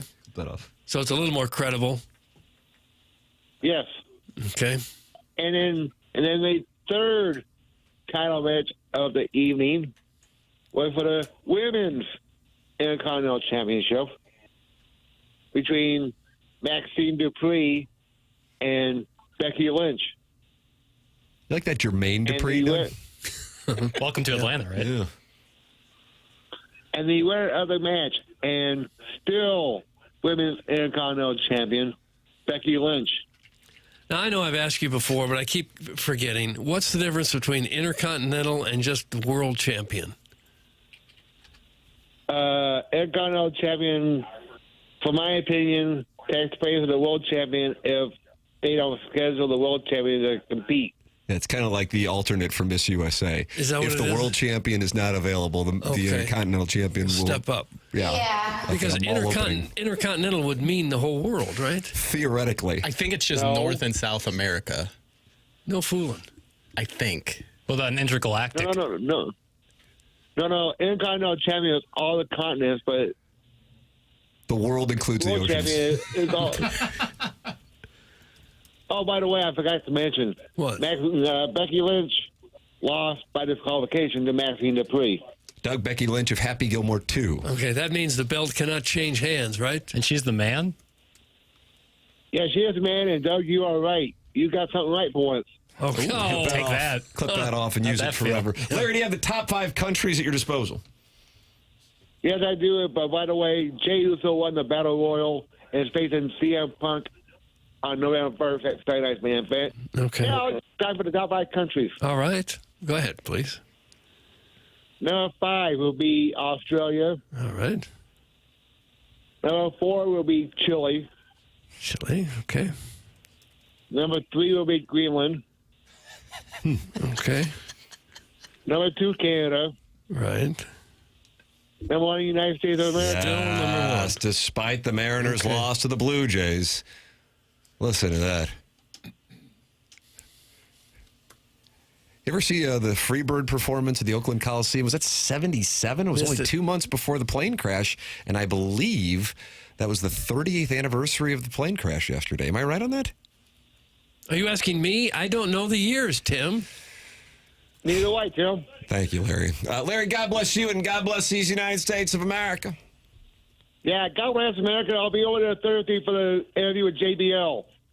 You'll be over here? Yeah, the Missouri Athletic Club. Oh, okay. JBL. John Bassell Layfield. And who is that? Walk in, Doug. Come on, Doug. WWE Hall of Famer. John Bradshaw Layfield. Bradshaw Layfield. What's he doing at the MAC? Oh, is that their yearly wrestling night? Yes. Oh, okay. Well, that'll be fun for you. Okay. Well, all right. Okay, then, Thank you, Larry. There he is. That's Larry Nickel on the Callier and Thompson phone lines. That is a TMA exclusive, so if any other stations are going to use that, please make sure you credit us. How about just hands off? Yeah, it's our stuff. It's our information. Larry Nickel breaking it down for Doug. And, boy, you keep hammering on that Intercontinental thing. Because I can't quite figure it out. You want the belts to be united? It's just another excuse to have a championship match, right? How dare you, sir? That's what it is. Doug, this segment, from my standpoint, according to the Stiefel dossier, was, I think, do you have the Stiefel dossier in front of you? It's a living, breathing document, so I have the online version. And it says, it's hunting and fishing night tonight at Enterprise with an exclamation point. And I have to tell you, my read is there's sarcasm in the Stiefel dossier. That's my read. No. And I feel really, really good about it. No. Fans who purchase a theme ticket will take home their choice of a limited edition blues camo or orange hat. Perfect for the rink or the woods. See, catch that? You catch yes. that? Catch that? I caught it. A little laughter. Missouri Department of Conservation will be there. Pheasants forever. Quail forever. Ducks unlimited. Rocky Mountain elk. Could you shoot a pheasant? I've never fired a weapon. That might surprise some people out there. But could you? Could I? Yes, physically I could. Would you have it in your heart to shoot a little bird like that? Probably a bird, yes. You shoot the little bird. Those don't really tug at the heartstrings. Okay. A deer, on the other hand, I don't know if I could. Even though I know deer hunting is important, population control, not to mention deer sausage is delicious. But I don't think I could do it. Yeah, I couldn't either. Justin Falk, Dylan Holloway, Colton Parayko, and Jimmy Snuggerud, you know him as Jimmy Snipes, are all known to spend their off days casting a line, while Blues chairman Tom Stillman prefers to head out on a hunting trip or two when he's not leading the charge for the note. Doug, this is from the Blues website. Blues hosting their first ever hunting and fishing night tonight at Enterprise Center as they take on the Los Angeles Kings with the return of John Kelly to St. Louis. Have you ever been hunting? I have hunted for gerbils at Past Pets. Well, they're easy to find when they're right there in the cage. He asked the question and gave an answer and had crap on it. But you've never really gone in the woods. I can't see you as a woodsman dressed up like Elmer Fudd looking to shoot something. Really funny if he was actually going gerbil hunting in the woods in like a full outfit. Why can't we go to Nashville for the game? I'm going gerbil hunting. And plus the bed we were going to stay in was clearly advertised as a place that was like a concubine. And I don't want to share those sheets. No. Need a linen change. Badly. For the text sent to my father.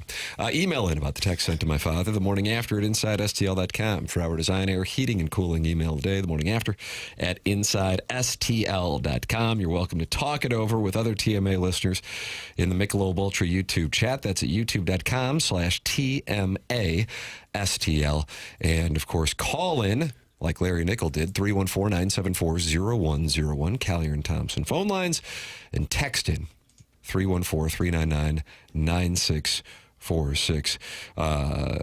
Orson Woods Wacko says, pheasant hunting is great. It's an opportunity to shoot that annoying friend everybody has. So he's taking his opportunity to Isn't take that what someone Dick out. Cheney did? I believe that was it. Right in the face. I believe. How could you miss that badly? Little bird shot. Pepper him a little. Will the B-Fit give John Kelly a standing ovation tonight? That's from Mahomes' long body. That's B-Fit, Yes. as in B-F-I-H. Absolutely. 100%. Mm-hmm. Absolutely. Will. Probably a long one, if I would bet. imagine. Yeah. And well earned. Mm-hmm. I would imagine that is going to be. I'll set the over/under at 88.5 seconds. I think it's a really good seconds. number, Tim. Thank you. I think it's a really good number. I can't go under. I can't go that. If he stands up and waves, stopwatch, baby, stopwatch. It's a minute 28. if it's a stand-up and wave situation, over.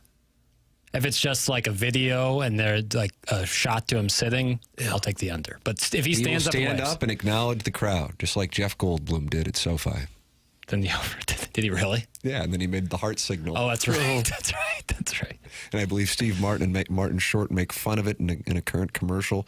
Is that for Capital One? Is that what they do spot for? Capital One? That's what Barkley and Spike Lee and Samuel L. would do during the tournament time. Tournament time is here, Doug. Yeah, we will go through bracketology coming up. Hey, by the way, Josh Schertz and Robbie Avalov are going to be in studio next week. That should satisfy Kwame Voyoukas IV. Always enjoy the head coach, and this will be Robbie Avalov's first appearance here in studio on TMA. SLU basketball tips off their first game against SEMO, Doug, on November 3rd. November 3rd? Mm-hmm. Yeah, I think they'll have some exhibition games probably before that. Like Missouri plays Kansas State on Friday for an exhibition game. Okay. But first real game, it always kind of sneaks up on you because we're so caught up in football. You don't realize it always does. Yeah. The program is called The Morning After. It's presented to you by Brown and Crouppen on 101 ESPN and the TMA STL YouTube channel.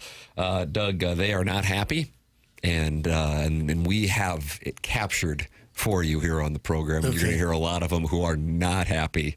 That's coming up next here on TMA. Presented to you by Brown and Crouppen. Fisher Window and Door Store 8 o'clock hour here on 101 ESPN and the TMA STL YouTube channel.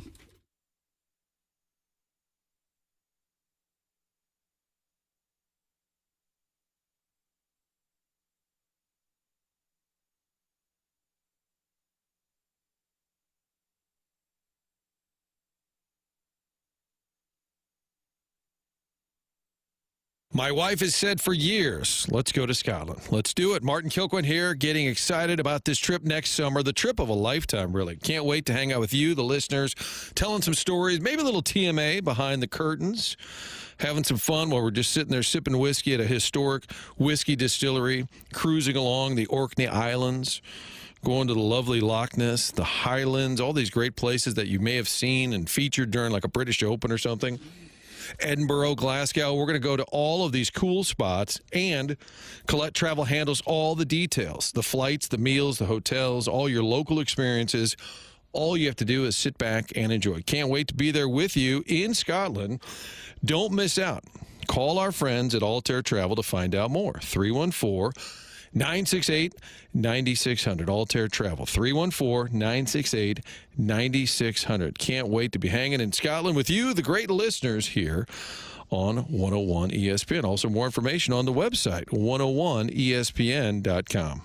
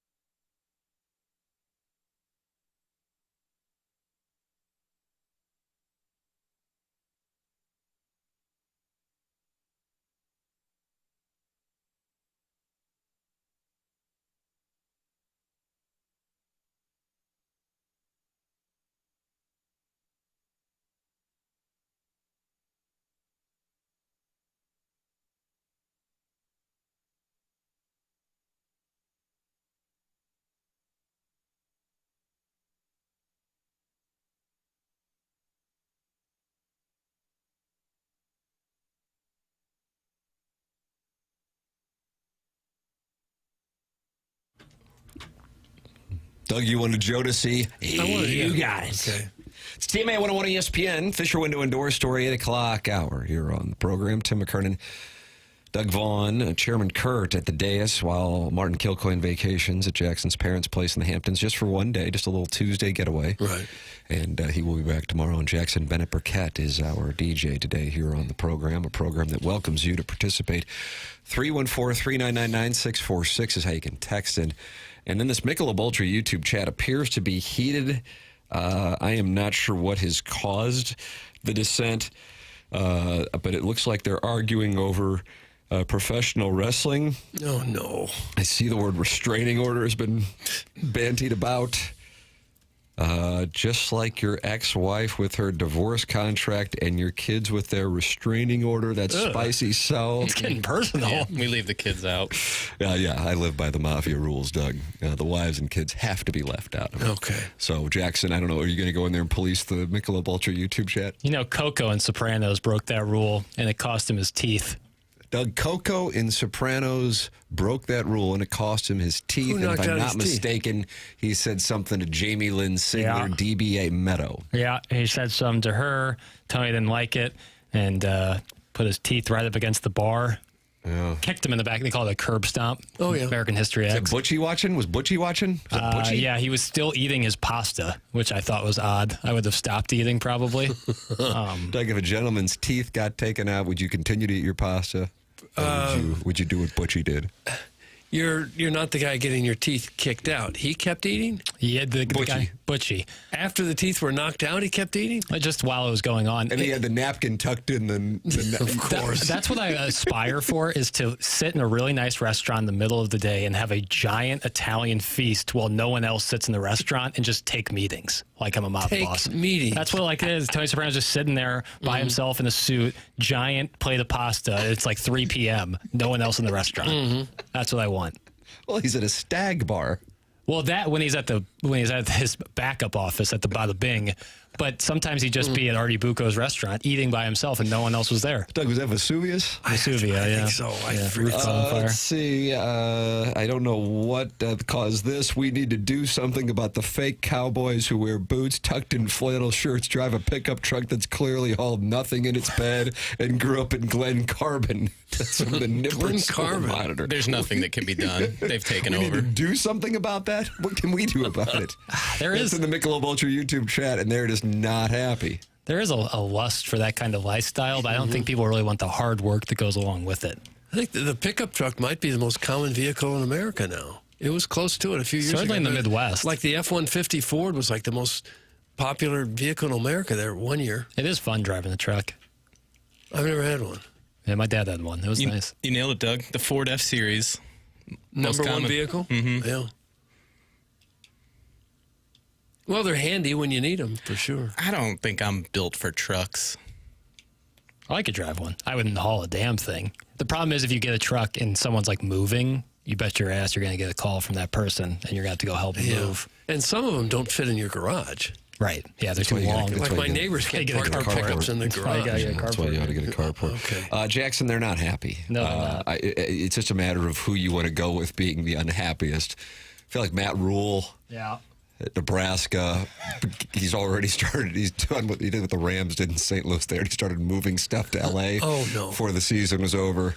Jackson and I were texting yesterday. Jackson, you believe he's already got a place in Happy Valley? Yeah. This is one of the rare press conference moments where the person isn't asked a follow-up question but gets banty at their own response. So I cut out the first half. He's just talking about the loss to Minnesota on Friday night. Rough loss. I mean, the Huskers ranked for the first time in a long time. And then P.J. Fleck, and what is he wearing, a sweater vest? Yeah, he wears a quarter zip with a necktie underneath. Oh, I don't mind that. Well, he put it on, the Huskers, and Matt Rule, not happy. I think I've always been really, I don't know what to say to you guys other than it wasn't good enough. I mean, I'm pissed off. I'm pissed off at the coaches. I'm pissed off at myself. I'm mad.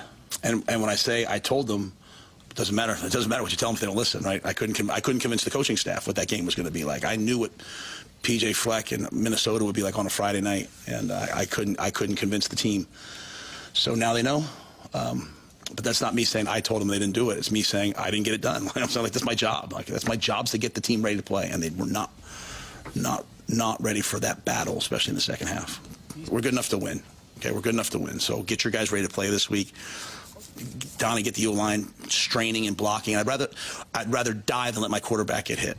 Come on. Stop diving. He's How many gonna get hit. penalties we have as an offensive line this year? It's absolutely ridiculous. Like, just block between the whistles. And so these are my messages, but they all fall on my watch. And so I'm being uniquely candid with you guys today because you guys deserve that. Our fans deserve that. They watch that on Friday night.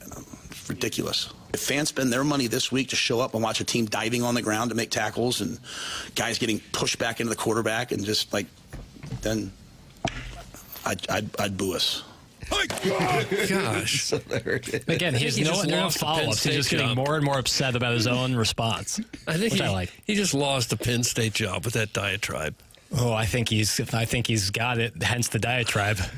You can't say I'd rather die than have my quarterback hit. Come on. Especially when your quarterback's Dylan Raiola. Well, any quarterback, they all get hit.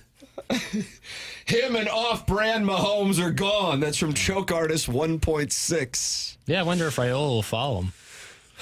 You think they'll love him in Happy Valley? Who was the last one to do that, I guess, when Caleb Williams? Off-brand Mahomes? No, when Caleb Williams followed Lincoln Riley to USC, I guess would probably be the last big example of that. Worked out. Guys, why was he arguing with himself? Thanks. That's from Scott's Wrinkled Balls. I'm telling you, he started out very calm and then just got gradually more upset. And no one asked to follow up or anything. First, he started to blame the coaches and the players. Yeah. But Doug, unfortunately, that's not where it stops with they're not happy. Mike Elko is the head coach of Texas A&M. He will be making his way to Columbia, Missouri. A lot of talk about a possible night game in Columbia on November 8th. I hope not. Will Texas A&M be undefeated? They've got to get through that Southern debutante who grew up in South Boston and grinds on recruits, Brian Kelly, this Saturday night in Baton Rouge. First, Mike Elko was asked about his name being mentioned for all the college head coaching vacancies, and he was not happy about it. And then there's multiple national reports out that you're a possible candidate for the Penn State job. I'm just curious your thoughts on that, how you handle your name being linked to that kind of job, and if that's something you even discuss with your players. I don't discuss it with my players. I think it's absolutely hilarious how you guys cover coaches. I think 3 weeks ago I was getting fired. Now I'm getting hired. Now you don't want me to stay, but I'm leaving. Like, it's absolutely hilarious. It is a waste of brain space to spend any time talking or thinking about any of that stupidity. So he wasn't happy with it, really. He held back a lot there. Well, I hope he loses before they get to Columbia so it's not a night game because Greg Vaughn's getting married that night. Oh, that's right. I'd hate to have to watch the game on my phone while my son's getting married. Yeah, how do you handle that? That's what you do. You watch it on your phone. He can get married 3 or 4 times. There's only one game against Texas A&M at night. Good for you. How about that? Mm-hmm. I didn't know the cause and effect. Yeah. How about that? So it could be a real thing. Could be a real issue. Yeah. Oh, all right, fine. I'll do it. I'll go SEC slate hunting for you. Yeah, okay. I love a slate hunt, by the way. All right, see what we got. I noticed who's going to Mississippi State this weekend, Jackson? I feel like somebody got the old 11 o'clock blue blood. Yeah, it's Gentle Ben. No, is it Georgia? A&M has a night game coming up this week against LSU. Well, of course, because they're playing at LSU. Yeah, so maybe they wouldn't put them on 2 weekends in a row. That's not the way that it works. Auburn's at Vandy that weekend. That's not going to get it. Yeah, we're looking for the night game or the morning game here. They want someone else to play the night game. Oh, boy, it really looks like it's going to be Texas A&M and Missouri. Here's what we got. All right, boys. LSU's at Alabama. Isn't that a 2:30 special? Oh, is that already done? No, but wouldn't you think that would be a 2:30 special? Those are usually night games. Okay, I can see. But I mean, I don't know. So, Doug, you want the 2:30 kick because your son's getting married, right? Would you like to invite any of the listeners to be in attendance? No. The Citadel goes to Ole Miss. Citadel goes to Ole Miss. Doubt that's going to get the night. That's already a noon slate. Georgia at Mississippi State's already an 11 a.m. slate. You got Florida at Kentucky, Auburn at Vanderbilt, LSU at Alabama, and Texas A&M at Missouri. Night game, done. Yeah, it's a night game. How about Georgia and Texas? Georgia and Mississippi State are playing. Oh, okay. And, boy, it's amazing how when these Blue Bloods go to the others in the SEC, that's an 11 o'clock start. Yeah, it is like weird, LSU going to Vanderbilt, 11 o'clock start. Alabama going to Missouri, 11 o'clock start. I don't know. And it's always announced before the season. Again, it's amazing how that works. Texas A&M, Missouri has not been announced. LSU, Alabama has not been announced. I do not believe War Eagle and Vanderbilt will at least get they might get an SEC network 6:45. Florida goes to Kentucky, and Georgia, Mississippi State's already booked for 11. Citadel at Ole Miss, that's at 12. Doug, the only way. I have to say, though, 2:30's live. I do think 2:30's live. Now that I'm looking at it. Yeah. You might get 2:30. But the wedding doesn't. The wedding probably starts at like 6 or so, 6:30. So if the game is tight, can you say, "Hey, we got 3 minutes left in the fourth quarter"? I can show up late. Yeah. I can show up late. Always good. Let's play out the hand here. If A&M is to lose to LSU this weekend, would that increase the chance of that Alabama-LSU game being at night, considering A&M would now have a loss and LSU looks better? Because I think they're on bye the week after. I mean, here's the deal. No matter what happens with LSU and A&M, LSU, Alabama has more appeal nationally. Right. I know sometimes that doesn't play well on Tiger Board, but let's just be honest. With that said, there are no games scheduled for afternoon or night yet, so they're going to have to put one of those in a slot. I would imagine Florida, Kentucky could wind up being like the 6:45 SEC network game. That or 3:15. Yeah, 3:15's live. Because I bet Auburn at Vandy would be a more attractive 6:45 start. Like I'm trying to get you that 2:30 start so you can enjoy the game. Well, if Mizzou were to lose to Vanderbilt, that might knock them out of the late game too. Yeah, that's true. And then you wouldn't care as much about the tilt. Mm-hmm. Although you lose to Vandy and beat A&M at home, I think things are still in front of you to a certain extent. Could be, yeah. This is the rare instance where being an usher at a wedding could work well. I'll seat the people and bail out to watch the game. That's from Ricky Putz, who I believe is a friend of Greg Vaughn's, and I've played golf with both Greg Vaughn and Ricky Putz. Probably be an usher. And he's an usher. Ricky Putz is planning on bailing on the wedding to watch the game. I think a lot of them will. Yeah. Do what I did at the wedding I went to. Little earbud, little small, unnoticeable Bluetooth earbud. During the Missouri-Kansas game in Chicago, you were at a wedding. Yes, and Mike Kelly was in my ear. And How would great. the bride take it if you were to install a series of televisions around the venue? So that people could watch the game and pretend to be watching the wedding. That's the problem with a November wedding, because that's when things really matter. Yeah. You know? Yeah. But welcome to the SEC, man. Okay. Moneyline Mateer followed his OC to Oklahoma. That's from Nordique, a hockey elephant. I like that. Moneyline Mateer. That's a good one. That is funny. Warson Wadzwacka was not happy with Greg Vaughn and you, Doug, for scheduling a wedding on Texas A&M and Mizzou weekend. Okay. I didn't schedule it. They are, from what I understand, wedding venues are still backed up from COVID. Still. Is that right? And you're still waiting a year or more to get a wedding venue, a popular wedding venue that you want. St. Gabriel's? It's not at St. Gabriel's, no. I was at a wedding this summer at St. Gabriel's. Of course you were. Private St. Pete's. We moved the banners during the summer to the church. Yeah, the bride was wrapped in one of the banners. No fooling. Yeah. That was the train. Yeah. It was the like volleyball title of fifth graders won a few years ago. Yeah, it was the veil. Can we talk about the Greg Vaughn scheduling a wedding in November? He knew 8-4 was happening. That's from Steven time. Boy, great slate next weekend, even though Missouri's off. What do you got? South Carolina at Ole Miss, Oklahoma at Tennessee, Vandy at Texas, Georgia at Florida. It's the world's largest outdoor cocktail party. Mississippi State at Arkansas. Back half isn't great, but Georgia, Florida, Vandy, Texas, Oklahoma, Tennessee. Unless you think Texas is dead, which I do. Jackson just pronounced Texas dead. They stink. They're still in the mix. Somehow. Hey, baby, it's just math. You got a big win over Oklahoma. Yeah, against Mateer. They should have waited on Mateer to come back. He did not look right. You know who Missouri's tied for 5th with in the SEC? Probably Texas. Texas. Yeah. Vanderbilt and Oklahoma. Yeah. If I'm selling stocks, I've already sold my Texas stock. Right. Have you? What stock are you buying then? In the SEC, what stock am I buying? Ole Miss. That's the stock I'm buying. That's the stock I'm buying. I've been buying them all year. I think they're for real. Hottie Toddy gets past Oklahoma this Saturday. Hottie Toddy is probably not only live for the college football playoff to the point that they might have like a ridiculous percentage of probability for the college football playoff, they could damn well be live for a trip to Atlanta. Yeah, I agree. I think that they are. Because they have South Carolina, Citadel, Florida, and at Mississippi State remaining on that schedule. Yeah. They're staring down the barrel of 11-1. Yeah, I think they are very for real. But Doug, is there a distraction for Lane Kiffin and the Florida job this week in Oxford? Hello again, everybody. Well, hello. I don't know. I wouldn't think so.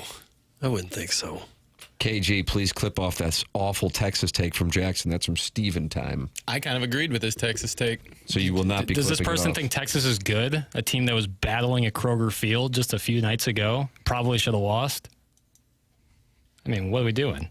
Steven time or your brother Ed time, you are welcome to call in and refute Jackson's take. 314-974-0101. That is how you can call in. Email in for our Design, Air, Heating, and Cooling email of the day, the morning after at InsideSTL.com. And, of course, you are welcome to text in at any time, 314-399-9646. I hope things have settled down in the Michelob Ultra YouTube chat where General So, and they were talking restraining orders in there.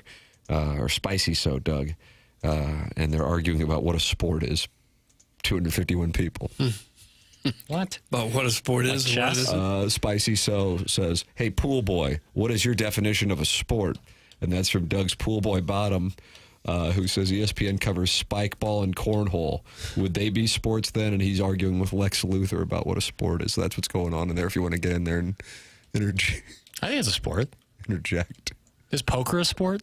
No. I never really cared what who cares? It's a game. That's just a game. That's fine. I enjoy playing it. You can call it a sport, you can call it a game, you can call it a waste of time. Doesn't matter to me. It doesn't change my interest level. But is like Rounders a sports movie? I say yes. Again, who cares? Yeah. You know what I mean? Like did you enjoy the film? Is it Loved on it. is it on goodorbad.com rated? Good. All right. Yeah. It's damn near But great. I think that's kind of a way to try to passive aggressively denigrate enjoying the activity. Yeah, I agree. But they say that about golf. Like when I was in high school, it was Sounds always good. like golf's not a sport. Yeah. I was like, well, I play it in the spring, and I get off school. I don't think that's the definition. Oh, it's a You spring play it in the sport. spring. Well, all those kids were making fun until I got to miss a biology test because we had a tournament out at the Bluffs. You were walking in tall cotton that day. I was walking in tall fescue. God, the Bluffs is hard. Walrus King says if Jackson wore a Brock umbrella, it might help keep the sun off him. Doug, this is the time of year, October, when the sun comes through. I look like Cillian Murphy and Oppenheimer looking at the bomb. Spoiler alert. Yeah, that's right the on bomb you goes there. off. Trinity test. Well, we could close the drapes. I don't know. I kind of like looking into Do you really? No, not at all. And I also start sweating a little bit too. I don't care about what a sport is, but to discredit something being a sport because you don't like it is not a legitimate argument. That's from Spicy So. Well, why who is says this Tim what I loves to said? twist our words, Lex, but we still love him. Oh. You do love twisting words. It certainly doesn't matter if it's a game or a sport. These guys are Why doing. would it matter? Doug, all we're doing is just expressing our gratitude for listening all 4 hours every day while loathing the program simultaneously. I see. You can do so. YouTube.com/TMASTL or 314-399-9646. That's how you can express yourself. The program's called The Morning After. It's presented to you by Brown and Crouppen on 101 ESPN and the TMASTL YouTube channel.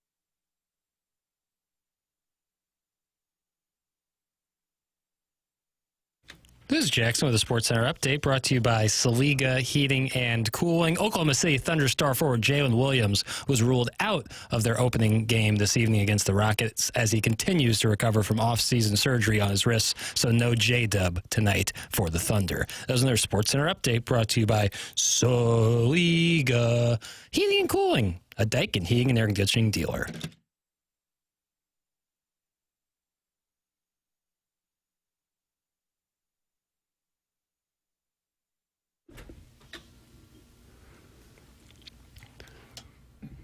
But who's going to love you like me?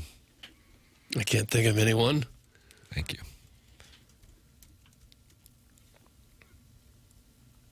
Who's going to touch you like me? Well,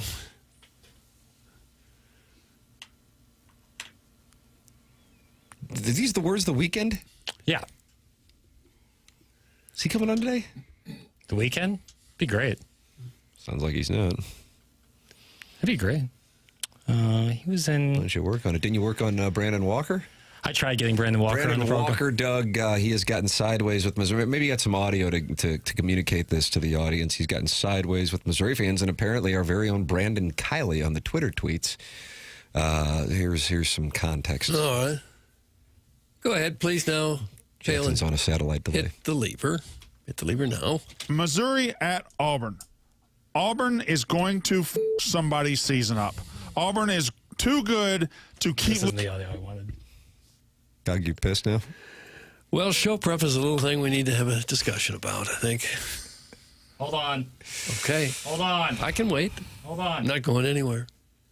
I can be an ass on Twitter and everything, but there is nobody in this country that has a microphone in front of their face that has believed and hyped up the Missouri Tigers, the Missouri Tigers of all teams in this country than me. I did it 2 years ago. I said, hey, 10-2's coming this year. They went out and got 10-2.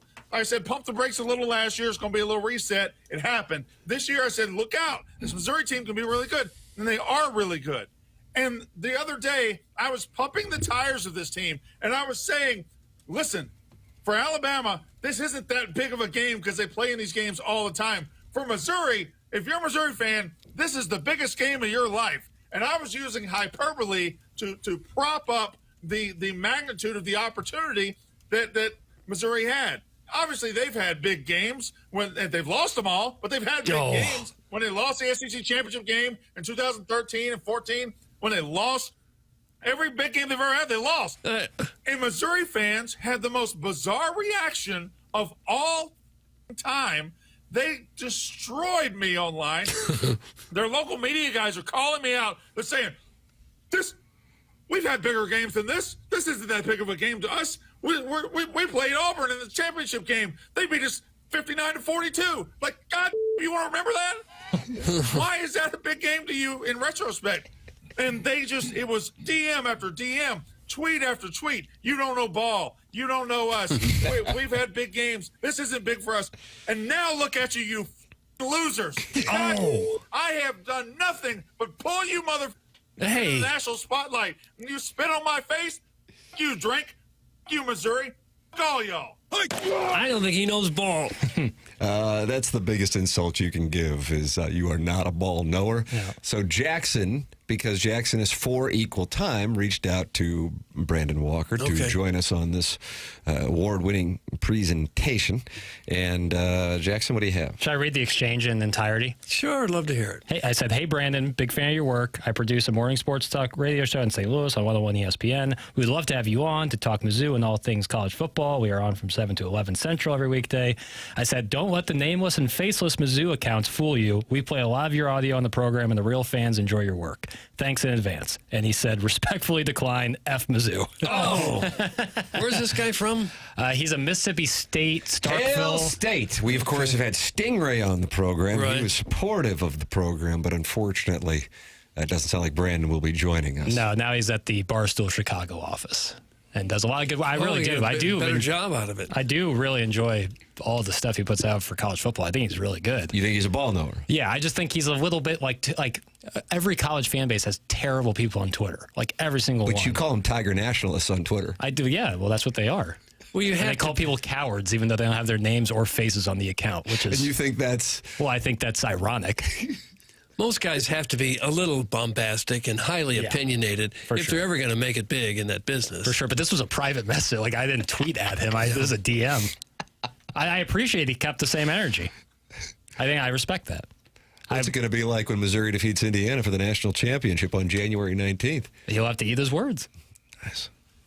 Which is fine. Drinkwitz versus Signetti, Doug.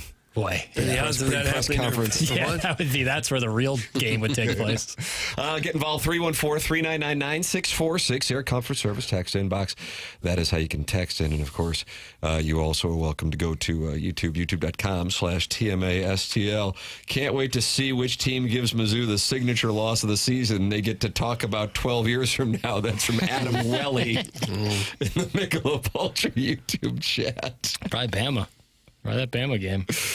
You know, the thing is, if Missouri were to beat Vanderbilt, that would be, to date, without question, the biggest win of the season. But then you kind of deal with the unfortunate reality of Missouri's biggest win of the 21st century being Kansas at Arrowhead. Yeah.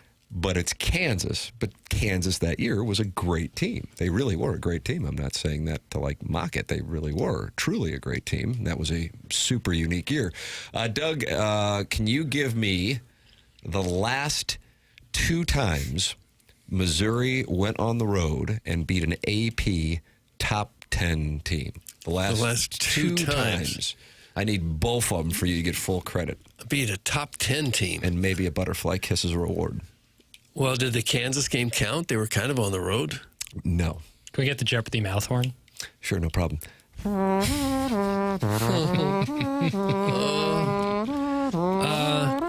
about when they beat Ohio State in 78 or 9? I thought you were about to say the bowl game. Martin would immediately call it. Yeah, he'd be right back. Did they beat Notre Dame about the same time period? I will give you a hint. Both of them have come since 1978. Since 78. I'm surprised. That is surprising. Since 78. On the road, winning against a top 10 opponent. AP top 10. AP. Initials, please. UGA. UGA. Georgia? That's correct. Okay, that was easy. 2013. Okay, I don't really remember the game. Between the hedges. Remember what I had for breakfast either. That was Between the hedges. James Franklin quarterbacking the Well, every game Tigers. is between the hedges there. I remember the hedges. They gonna take off that shirt, you hear? That didn't happen at that game, though. Okay, I think I know the initials other for one, but next I want Doug Cook. Really? I think. Well, why'd you put a puck on the net? Was it before or after that UGA game?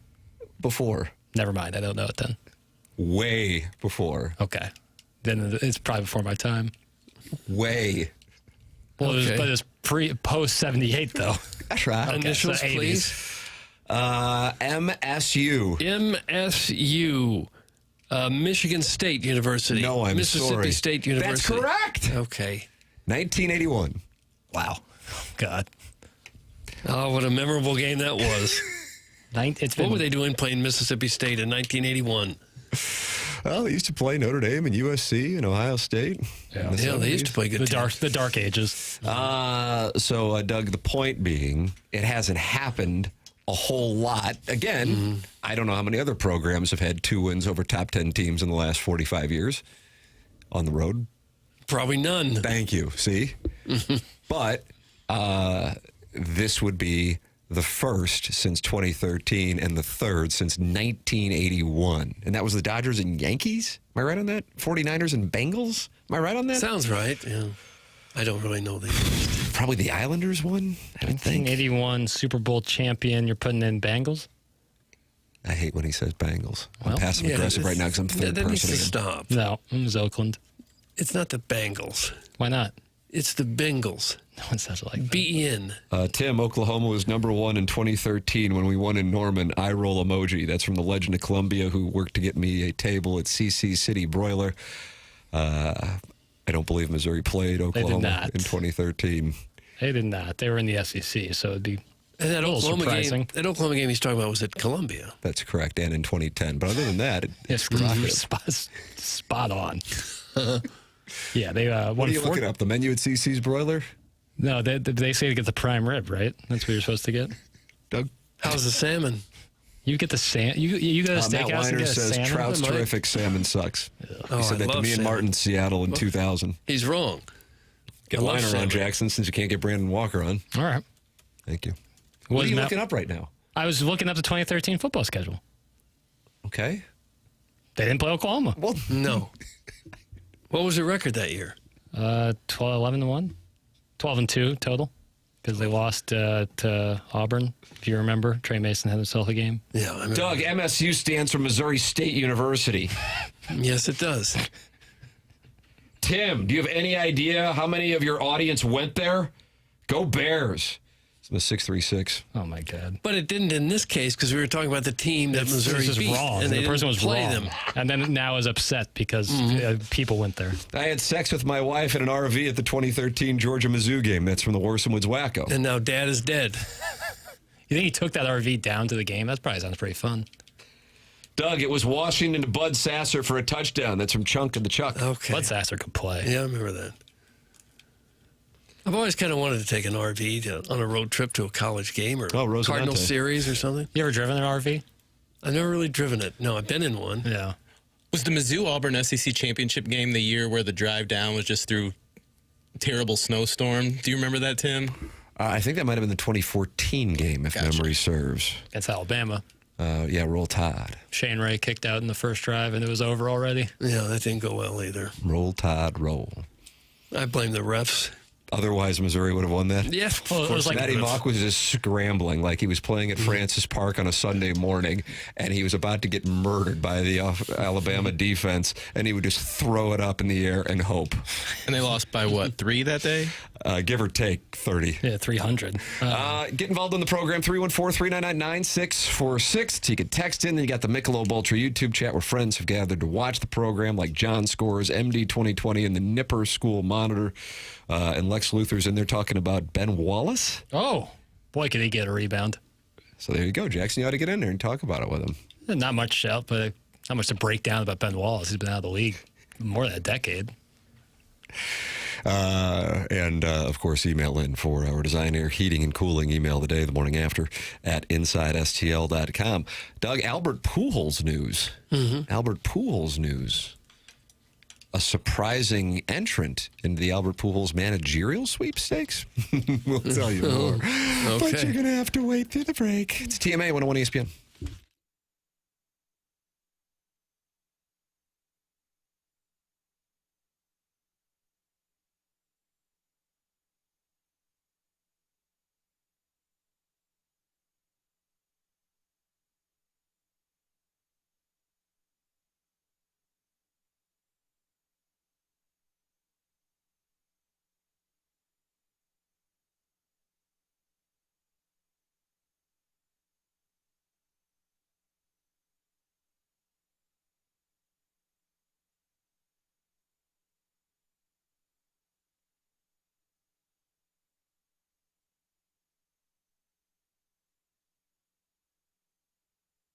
Well, it's October, and this is when the weather really starts to shift. The mornings are crisp, the evenings are cooler, and before long, those chilly fall breezes will turn into full-blown winter winds. If your home's already feeling drafty or your energy bills are creeping up, now is the time to do something about it before the cold really sets in. And Universal Windows Direct is making it easier than ever with an October deal that's packed with value. Right now, buy 2% or buy 2 windows, get 2 free with no limit, and then you enjoy 0% interest for 3 full years. And to top it off, you get an extra $500 off your entire home improvement project when you schedule this month. It is the perfect time to get ahead of the cold weather and upgrade your home's comfort, energy efficiency, and curb appeal. So while you're swapping out your wardrobe and breaking out the jackets, go ahead and prep your home for colder weather too. Call 314-334-2522 or visit universalwindowsdirect.com to schedule your free in-home estimate. Buy 2, get 2 free, 0% financing for 3 years. Bonus $500 off. You'll be glad you did. And just like me, you'll be saying, I love my windows.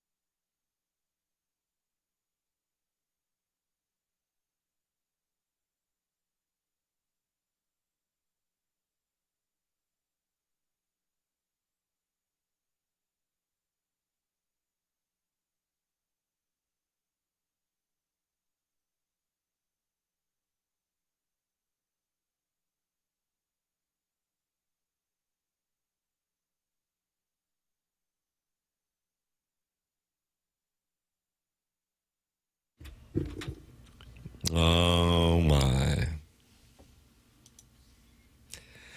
It's TMA 101 ESPN shows presented to you by Brown and Crouppen. And the 9 o'clock hour is brought to you by Mark Hanna of Evergreen Wealth Strategies. Kevin A.C. of the San Diego Union Tribune, who was all over the Mike Shildt story last week, has this.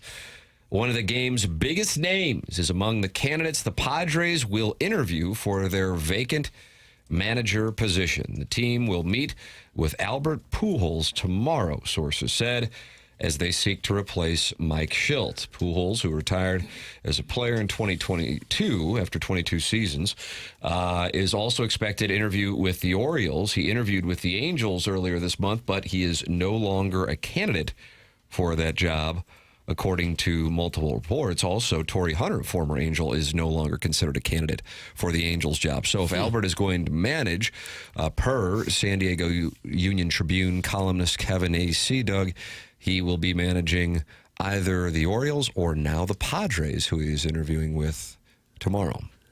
I would think he'd rather go the Padres route. They've got some big stars in Tatis and Machado that I'm sure he knows very well. Nicer place to live, obviously. I would think that would watch be. The Wire? No, I haven't.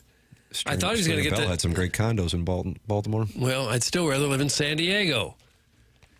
I thought he'd get the Angels job, but John Heyman is reporting that they broke off talks because of coaches, resources, and compensation. Anything else? Says that they thought it'd be difficult to find common ground after being unable to get close in terms of dollars and years on a hypothetical contract. And coaches that he wanted to hire, philosophy and money. But other than that, it sounds like they were on the verge of a deal. Yeah. Right there. Yeah, just came down to some language in the contract, it sounds like. You think he wanted huge dollars to manage? Probably. I think, it just gets to a point where it's like, okay, I've got enough. It doesn't matter. I want to win. That's the name of the game. And if he feels strongly about coaches, I wonder who that could have been. Yeah, that too. Doug, was that number 4? Could have been. Yeah. But these guys that were used to drawing paychecks of 15, 20, 25 million, they're not going to want to go to work for $3 million, even if they've already got the money. I don't think that's the way rich people think. But then why would they get into, if they were getting into managing, they wouldn't do it for the money, right? Like they can make more money somewhere else. True, maybe, but I'm saying instead of what does a normal manager make? $2 million, $3 million? Probably on the high end. Yeah, he may want twice that, and they're going, wait a minute. Right. You haven't done this before. Yeah. I don't think Albert would want to go to San Diego. The housing market is super expensive there. You could buy a whole neighborhood on the beach. I think he'd be all right. Mm-hmm. He's not struggling for the down payment. No. Doug's clearly never gotten between some crab legs on the majestic Baltimore Harbor. Thanks. That's from the 314. I've been to both cities, and I can tell you San Diego's better. You ever crack those crabs, though? It takes so much work, and you get almost no meat. I mean, it's just so much work. Yeah, juice squeeze analytics upside down on that one. Your hands Did you ever are cover bleeding. the Baltimore Blast when the Steamers would play them? Yeah, almost every game. And the Baltimore Blast and San Diego Soccer. Of course. San Diego Sockers. What, Steve Jungle? Am I right, Steve Jungle? I think so. They were the San Diego Sockers? San Diego Sockers in the Baltimore Blast. And they were the class of the MISL. Do you call it the Missile or MISL? I call it the MISL. How long did that last, the MISL? I'm telling you, indoor soccer in St. Louis outdrew the Blues for a period of time. You missed your opportunity to be on Sports Talk Radio in the early 1980s. Where you had to give indoor soccer takes? Mm-hmm. They used to sell out the arena almost every game. Steamers had some wonderful jerseys. Anytime I wear that Steamers hoodie. Oh, people love it. Oh, yeah. You better believe it, bro. You're a parent who has kids in sport. Don't say sport. As did you, Doug? What was that? What are we doing here? Like those indoor soccer complexes, are those a headache to go to practice to, or are those more comfortable than like an outdoor setting? You know what I'm talking about? Well, I've noticed, I think everything involving children now is just an excuse to drink. That's what I'm actually observing in my early stages of parenting. Yep. The kids have a soccer practice. It depends on the weather. Going to Scotch. Yeah, if it's a beautiful day out, it's fine to be outdoors on soccer. But if it's during the winter when they're playing indoor, you don't be standing outside somewhere. Yeah, no doubt. I just didn't know if, like, you guys liked when it was like, oh, indoor soccer practice tonight. Thank God. I'm pretty sure Steve Jungle played for the New York Arrows. Get your crap straight! That's from the king of Creve Coeur. The New York Arrows? I think he may have played for both the Arrows, Doug, and the San Diego Sockers. And as a matter of fact, I have just allocated every dollar in the Tam Avenue Capital Partners bankroll into the middle of the table against the king of Creve Coeur. And I'm about to double up or I'm about to go bust. What are we going to do? I don't know. Jackson, was it spelled Z-U-N-G-U-L? Steve Jungle? Chairman Kurt, do you have the official information? And what was the wager there? My entire bankroll, which is $7. They played for both the Arrows and the Sockers? I just said that he played for the Sockers. I can't speak to the New York Arrows. Doug, was that play? He played for the New York Cosmos, right? Arrows is the indoor team. Did Steve Jungle play? Zungzi had 2 stints with the Sockers. Oh, did he? $14. What about the Cleveland Crunch? What about the Dallas Sidekicks or the Chicago Sting or the Kansas City Comets and then their rivals, the Wichita Wings? Phoenix Inferno / Pride. Yeah, it depended on if it was a home or road game, what their team name would be. They had a team in Tacoma? The UFL might be taking that route where they move cities every season. All right, you're welcome to get involved. 314-399-9646. That's how you can text in. The program's called TMA 101 ESPN.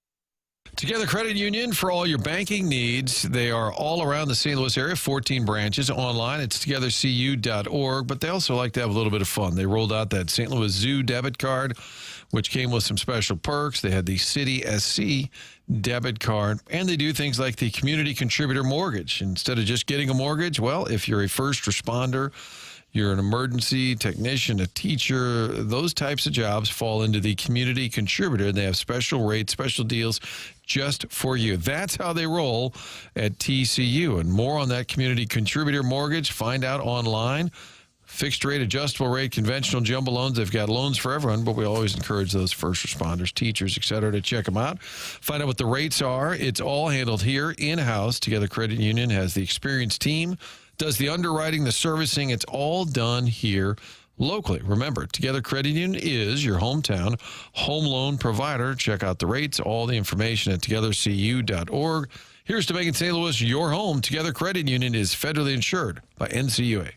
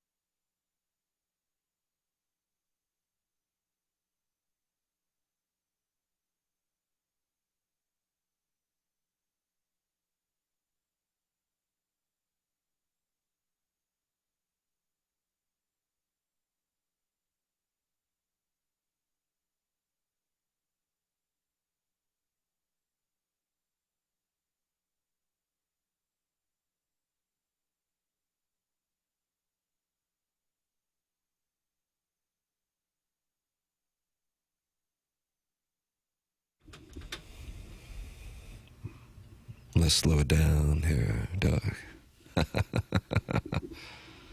Jackson, what do we have? This is Redbone by Childish Gambino. Redbone by Childish Gambino. The program's called TMA. It's presented to you by Brown and Crouppen. Doug, look over on your right. You might recognize the gentleman there. That's Andy Crouppen. That's Brown and Crouppen. So I'm standing over there. Hello, Andy. Hey, how are you, Doug? I'm fine. You've cut your hair since the last time you were here. You got a good lid. Whether it's long or whether you cut, you got a fade, no matter what, it's a good lid. Well, thank you. Jealous is all get out. We're about the same age. I started losing my hair at 15, and here you are. You know, you're one plane ticket to Turkey away. That's right. I could have the same lid. I was talking to a buddy who did that. Really? Sweet guy? Oatmeal, actually. No way. How'd it go? Went Did you get a great. nipple reduction surgery too while he was over there, 2 for 1? No, they said that was going to be a lot more. They don't do that. They're still in the beta process. You have of a that. friend with oversized nipples? And the answer to that, Andy, is yes. Oversized is always in the eye of the beholder. You're the know? one who brought it up. How would we know? Well, they're proportionate. He's got a big chest. Oh, well-built gentleman. How big are these nipples? Yeah. Silver dollars? Oh. So your fist would cover it. Clip that off. Oh, well, yeah, completely. That'd be a total eclipse. The fist of a toddler would not. That would be, yeah. The answer should have been, why would a toddler's fist be on my friend's nipples? Oh, man. Just for the drops if you of have the the first child, you know? Whenever you The have first a kid. child's fist is usually larger, Doug? I don't know about that. Jackson's words. The firstborn son's fist. Yeah. That's why it was great for Skip Schumacher that Kyle Oates was second in his family. Right, he's a middle child. Andy, we were talking off air. Well, when the Cardinals would win in 2012, Kyle Oates would find the Rangers manager, and if you look at the video, unfortunately, it's incriminating. It looks like he would try to celebrate by giving him the how do you do. Right. The old Human how do you do. Isn't that nice? If the Cardinals would have a walk-off victory, Skip Schumacher would run around the celebration trying to avoid Kyle Oates. Yeah, probably puckered. That's funny. I believe it started with David Freese's home run, so we all have to blame David Freese for that. How's that game? You were at Game 6, 2011? Yeah, yeah, I was. I remember, and it was crazy. Were you tempted to leave? Well, so here's what we used to do. Our seats are down behind the dugout. And so what we would do is we would go kind of in a close game. We'd walk to the top of the aisle, right? That's a veteran move. Because then you can get out quickly enough without leaving. So we'd walk up. All right, we'll leave. Oh, hold on. Let's go back to the seats. And then you go back up, and then you go back to the seats. No, we were there for it. You were there still in your seats? Yeah, not in our, no, I don't think we're in our seats. Top of the aisle. But we're at the top of the aisle. You thought he wasn't going to get the hit? No, they had hedged. They just hedged. We're hedging. And we're still close. We're still closer than 80% of the people in the stadium. Still had great seats. Doug was in the parking lot behind the stadium. That's why he's pissed. Yeah, out there beyond right field. But he made good money that night. Doing live shots on a game people were watching on another channel. Seems so normal. why do they need me to do the live shots? I said, this is the night we should be talking about anything but Cardinal baseball. Counter program. Because no one's watching us. That's right. Nope, Doug was in the parking lot. Well, behind me, the Cardinals are in Game 6 of the 2011 World Series. They trail the Rangers, and David Freese is up at the plate with 2 outs. Don't switch over to Fox. No. I will keep you abreast of the activities over my shoulder. Right. I'll hear something, and about 10 seconds later be able to report to you what it was. Even though you will have seen it on TV quicker than I'm going to know what it is. Did you have the radio broadcast on, playing it right there? No, we were watching on TV. We were watching the other channel just like everyone else in St. Louis. Are these the live texts over here that this is what that Ed is Ed always Herman. yeah and Brody comes in, Ed comes in, and we'll be having a wonderful conversation. Then I see Andy, Ed's eyes start to gravitate toward the Michelob Ultra YouTube chat, and I know we've lost him. Oh wait, I'm getting him here too. Oh yeah, there's the text inbox, and there was for probably every one Michelob Ultra YouTube chat post, I'd say we get like 10 texts. Okay. So you got the text inbox here. Okay. And then you got that there. And both of them are not necessarily supportive of the presentation. No. Where do we get like Carlos Spicy Wiener? That's in the text inbox. He's a texter. Air Comfort Service text inbox. Okay, Shrimply Pibbles. Air Comfort Service text inbox. Okay. But Spicy So, Doug's Warrior Ethos, The Kid, and The Legend of Columbia, they're in the Michelob Ultra YouTube chat. Huh. And Chi-Town Jack just said, there is that great lettuce, and he's talking about your head of hair. Thank you. It is a great head of hair. Yeah. Is that Chetty made that famous lettuce? That was famous before. Was it? Yeah, that's been like a hockey term. Oh, I guess that's true. Yeah, a lot of his stuff is very hockey. Yeah, I think he's taking from years gone by. Stealing from hockey culture and bring it to the masses. Sure. I think that's a good thing. Who is this handsome gentleman? That's from Adam Welly. So they're really enjoying your... You know, Adam, I think a lot of people forgot how handsome I was when it was covered with hair. Had to let them know. Does your betrothed, does she prefer the long lid or the new kite? So when I would be out and around, I would get a lot of compliments. I love your hair. And I would feel obligated to tell each and every person, my wife says that anybody who tells me they like it is lying to me. She hated it. Really? Hated it. My wife hates my beard. Really? And yet here it is. Yes. Yeah, I mean, now I kept it for 2 years, so I did not succumb to her pressure, but no, it just got annoying. No. And it didn't look that good. I didn't like what it looked like most days. And it was too much work. I'm lazy. Yeah, it's got to be a whole thing. Yeah, I mean, I didn't put enough work. It took me 60 seconds, but I think a normal human being with hair like that would have taken a little half an hour. Yeah. Do you feel like you have to look a certain way in the courtroom, maybe to get more respect? Well, I don't think that was a good look for anything professional. Kind of look like Jeff Saturday right now on the television. Look at that. Bit. There's a lot of similarities there. That's right. That is, actually. Nicely done there, Pappas. Thanks. Yeah. Except now the listeners can see bad what radio. Jeff My Saturday bad. looks like. That's right. Yeah, now that's bad. Now that's bad. Well, no, you all put them all to the internet. Now they're looking it up. Great head of hair for sure. And everyone call Brown and Crouppen. You may get to talk to my wife. That's More from Carlos Andy. Spicy Wiener. Well, how about who's your daddy? I thought he said more Ed, less Andy. Why does everybody hate Ed so much? I know he can be kind of, Ed has gotten sideways with the Michelob Ultra YouTube chat, as I said. He starts looking in there, and then he starts calling them out one by one. And then some guy, I can't remember, it was something Meckler last week. Darren Meckler? I believe so. Insulted Ed, and Ed said, how about we make sure we meet for lunch? And then Darren declined to go to lunch with Ed. Yeah, he mentioned that he had gotten sideways with a few people in the chat. I thought it was all in good fun, apparently. Got a little intense. Ed takes it a little personally. Got a little intense. Really? Yeah, I remember when Andy worked at a... Boy, I don't know if reading these live without filtering them is the best, but again, you're the counselor. Where did I work? I'll yield to the attorney in here. Oh, yeah. I remember that. I was very young. How do you remember that, Big Tuft? Big T? Were you working there, or were you just Where's this place? Oh, I worked in the Galleria when I was young. Oh, did you really? Yeah. Where'd you work? So did my brother. A friend of mine and I had a kiosk there that sold... Man, you can't say bad words anymore, huh? No. Yeah. No. Sold stuff. Like during the holidays and stuff. Oh, yeah? Trinkets and such? Yeah, sure. Well, we had the line for a while, this guy from China, what was his name? Fong, I think. And he always told us about these, and this is years ago, these little remote controlled helicopters you can fly around. Now they're everywhere, but this is before anyone had seen them, and we used to harass Fong, but he got us these little remote control cars that you could drive around that at Christmas time everybody would buy. Fong is now worth $1 billion. Living peacefully in Beijing. Oh, yeah. Fong is doing okay. Big Tough says my wife worked at Gloria Jeans. Oh, okay.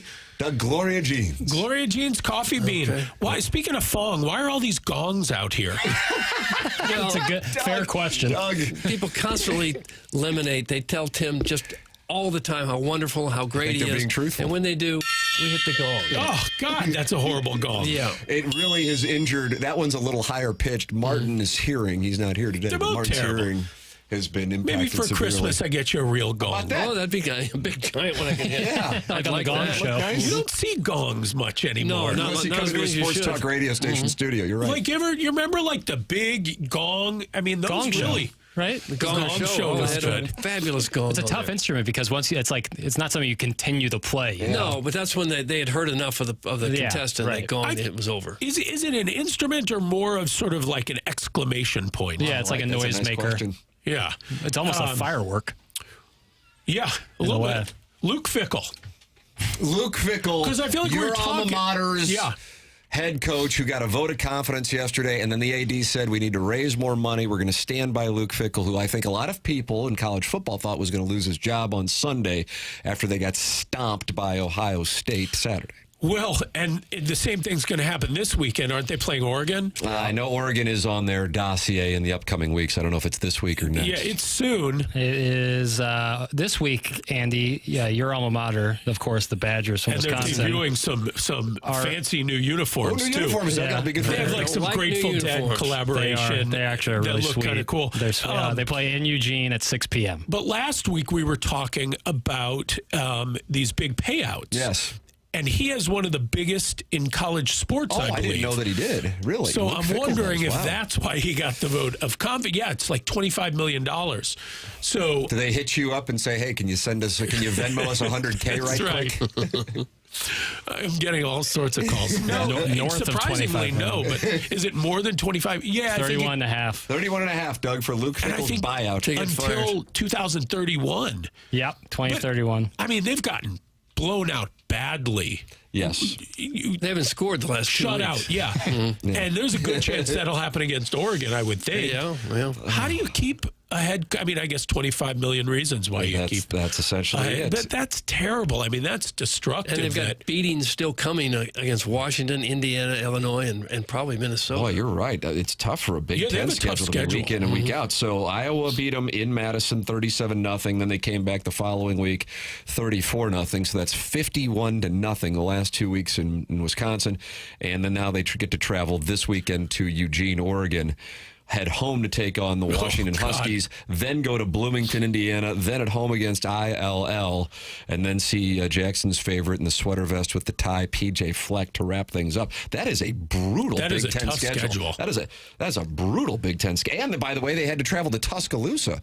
How come I didn't hear more about Wisconsin's schedule this year? Because they were losing all their games. God almighty, that's got to be right up there with Florida and Oklahoma. You know? Although I wonder if it's a great year for them to have a tough schedule because they're going to get killed the rest of the year. At some point, they're going to have to get rid of them, right? Yeah, I would. Well, I mean, the AD said we're going to rally around Luke Fickell and raise money, but that might be counterproductive. I don't think the fans are. Exactly. So that means the money isn't going to be there. Does $25 million mean a lot to a program like that?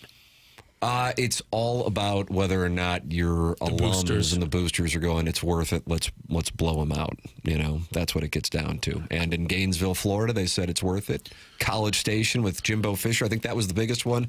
And then, of course, James Franklin in Penn State here last week. That was $50+ million. So is that what's happening? Is like, I mean, theoretically, behind the scenes, are there people trying to raise $25 million bucks amongst boosters? Yeah. And if they can come up with the money, he's gone. If they can't come up with the money, he stays. The belief, I believe it was Danny Cannell, who's a Florida State guy, saw on his show yesterday, was saying the reason why Florida State didn't fire their coach, Mike Norvell, after they lost to a terrible Stanford team on Saturday night, same Florida State team that opened up the season with a win against Alabama, is because he does not think they have the money yet. And so they said we're going to reevaluate it at the end of the season, which means over the next month, in his opinion, they're going to try to raise the money to be able to fire Mike Norvell, who 2 years ago was in line to take over for Nick Saban in Alabama, and now he's going to be kicked out of Tennessee and receive tens of millions of dollars. Doug, it comes at you fast in college football. Would you ever write a big check to convince somebody to stop working?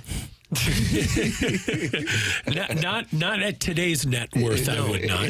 That's like the money, like $25 million to these boosters. I don't think is a lot, but it's a big lump sum to pay the one person one time. You know, just to quit. Right. It's like it's different if it's like you're trying to get a linebacker, you're trying to get an edge rusher, and you're paying $1 million.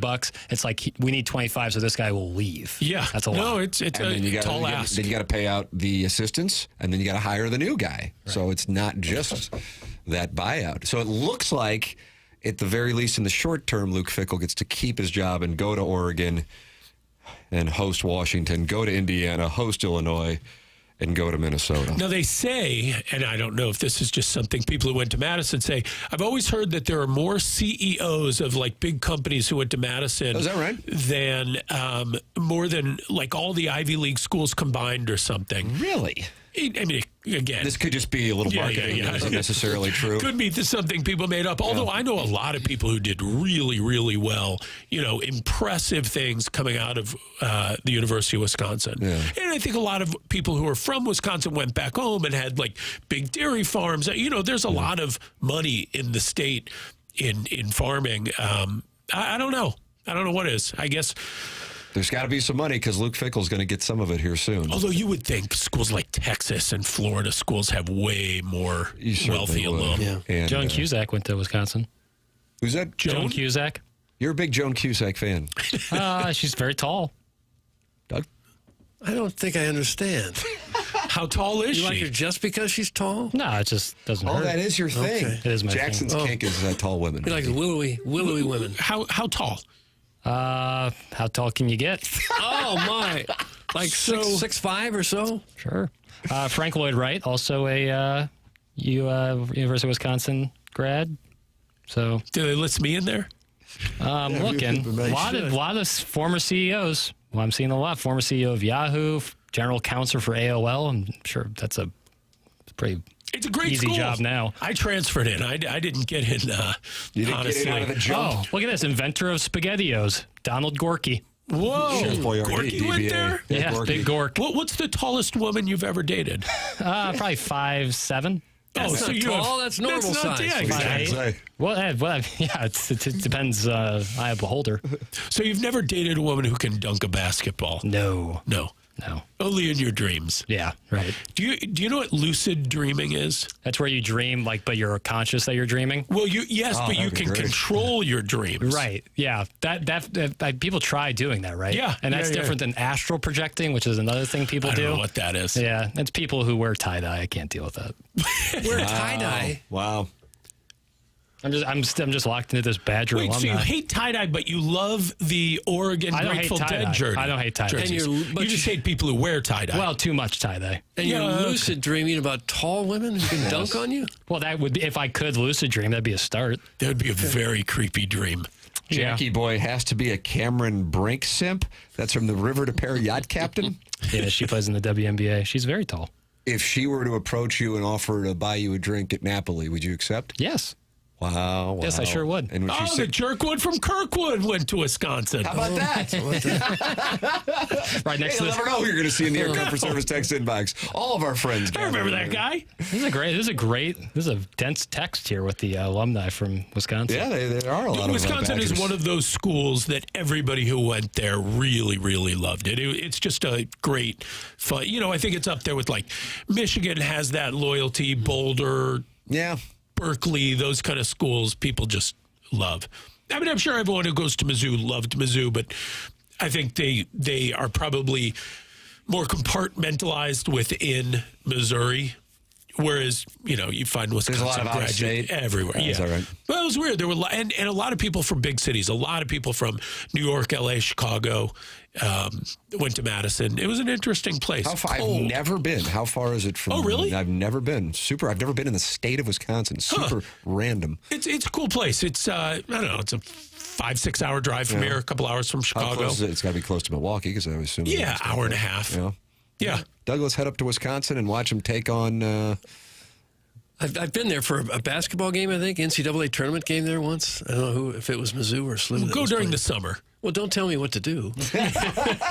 Doug's very against Yeah, it is being told cold. what to do. Okay, go during the winter then. It's cold. Yeah, it got very cold. Andy Crouppen, Brown and Crouppen.com, 314-222-2222, talking it over and learning that Jackson would like to see if he can meet up with Cameron Brink later on. Or get dunked on by a woman. Yeah. Yeah, I got $20 towards Luke Fickell. That's How about that? there you go. There it is. Doesn't have to be dunking. I don't have to be dunked on. Just tall. It's hard to dunk. You got to palm the ball. It's a whole thing. Yeah. All right. Well, There's Cameron not many Brink and women that Jackson. can dunk. Right. Andy, appreciate the time as always. Thank you so much. There he is, the great Andy All right, thank you, Crouppen. Andy. This is TMA 101 ESPN.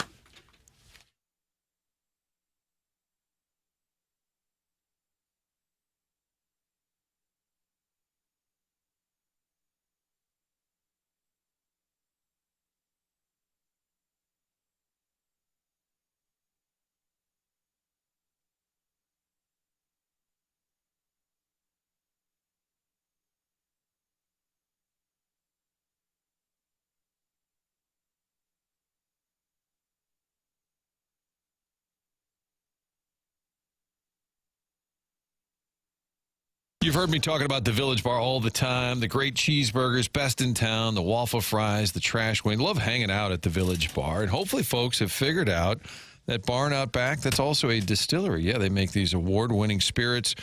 The rye whiskey, 1879 bourbon. They've got 7 vodkas, 6 flavored, the premium Red Barn vodka, 1879 distilling. It's also a great website. Read more about the handcrafted small batch spirits. And this is about tradition. St. Louis has a tradition back in the early 1800s with the German distilling that took place here. So you've got the tradition, the taste, the quality. Find out for yourself. 1879 distilling. Start asking for it around town. Starting to pop up as well. There's a difference when you have a Manhattan and you say put that 1879 rye in there. Don't just say, oh, I'll have a vodka tonic. No, you want a Red Barn vodka and tonic. Ask for it around town, grocery stores, restaurants. Again, it's starting to pop up, and they're winning awards for what they do at 1879 Distilling. Handcrafted small batch spirits. The website's awesome. It tells you the whole story. People are starting to stop by now and order a bottle to go. Just taste it up there at the Village. You're already going to go to the Village Bar. We know that. It's the hangout, the place to be all the time. Great food, just great atmosphere. Now start ordering those spirits by name. 1879. Find out for yourself the tradition, the taste, and the quality. 1879 Distilling, St. Louis, Missouri.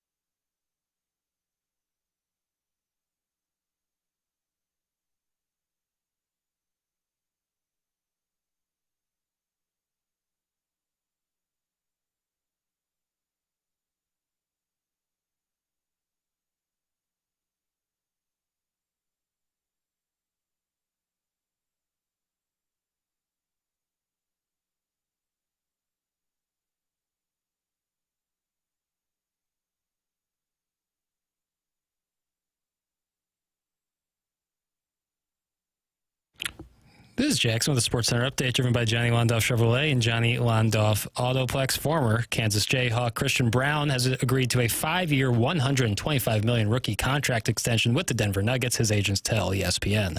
That was another Sports Center update, driven by Johnny Londoff Chevrolet and Johnny Londoff Autoplex. See them at Londoff.com. Chevy, together we drive. Are you kidding me?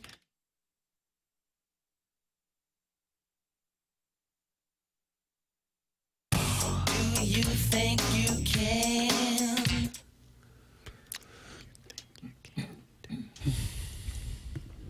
It's rhetorical.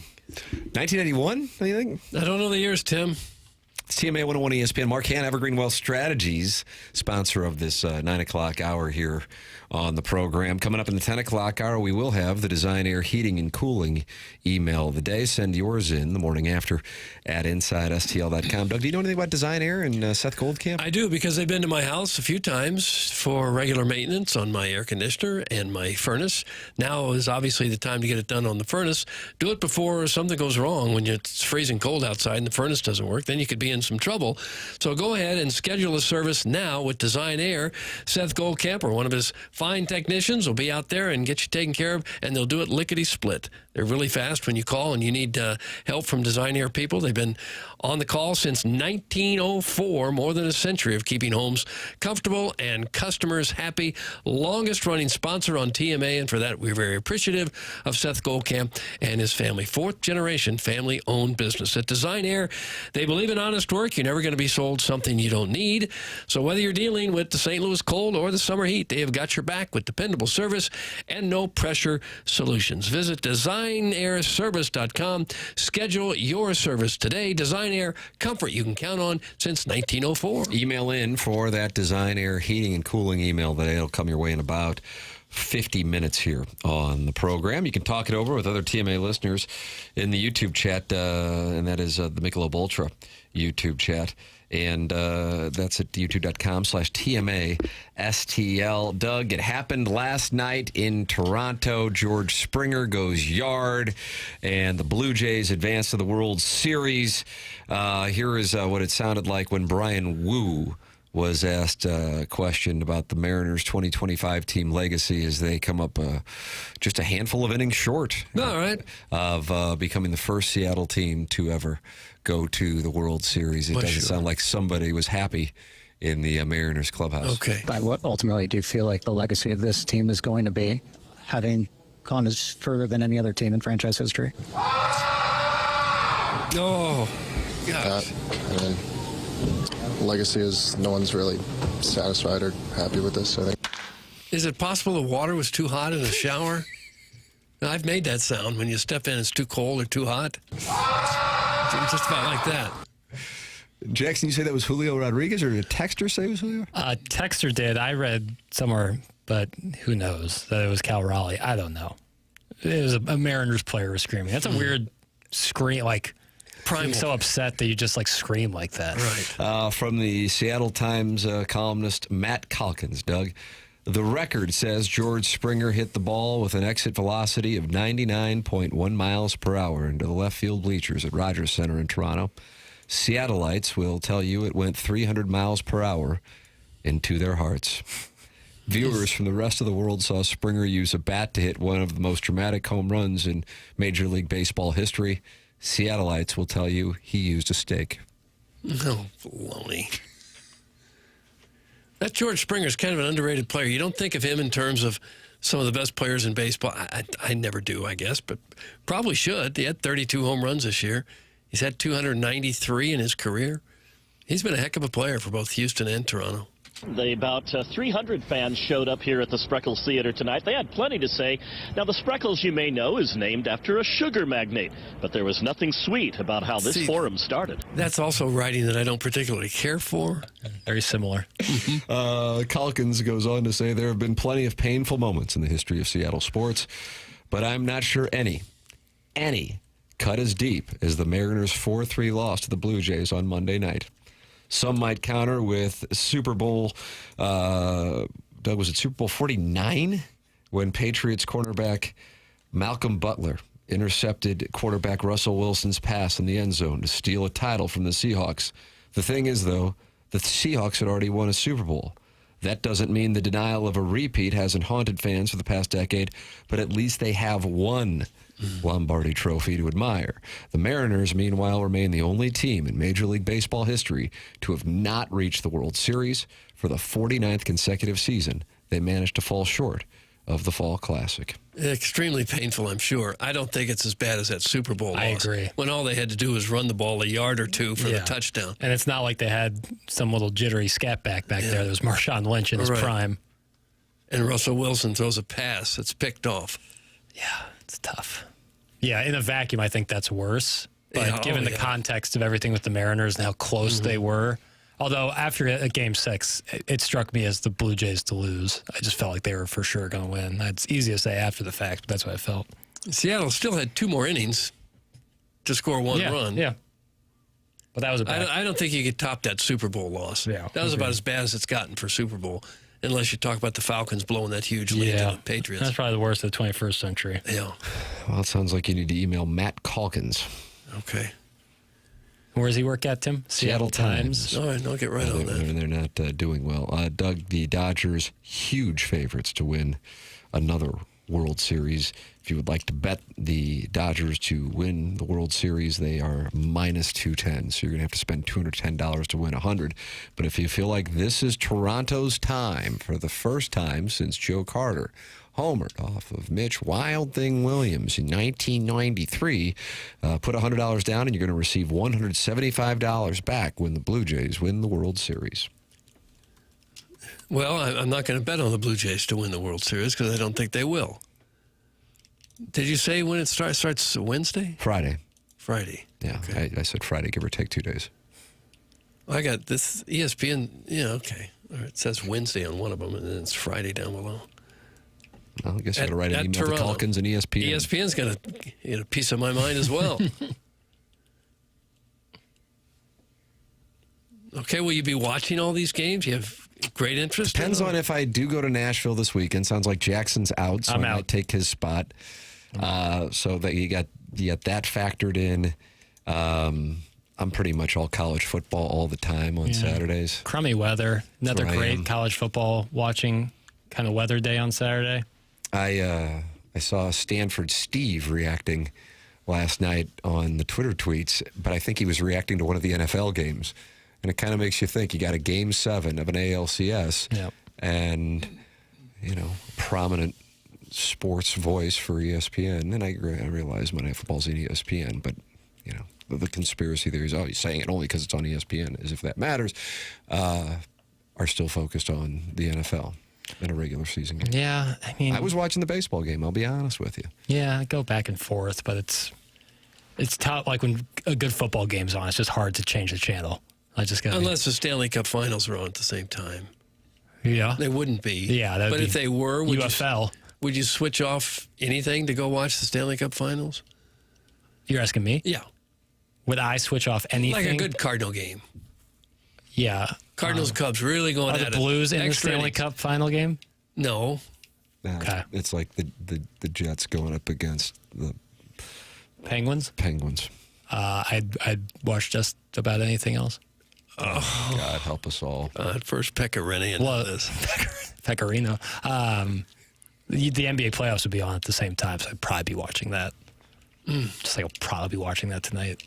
Gross. Rockets Thunder. What up, KD? Well, I mean, you got the Blues and Kings. John Kelly's return tonight. Back and forth. I call. You pick up the higher, you pick up the higher octave. Back and forth. I call, and I'll just take it down on the turn. I don't even have anything. I have 7 high.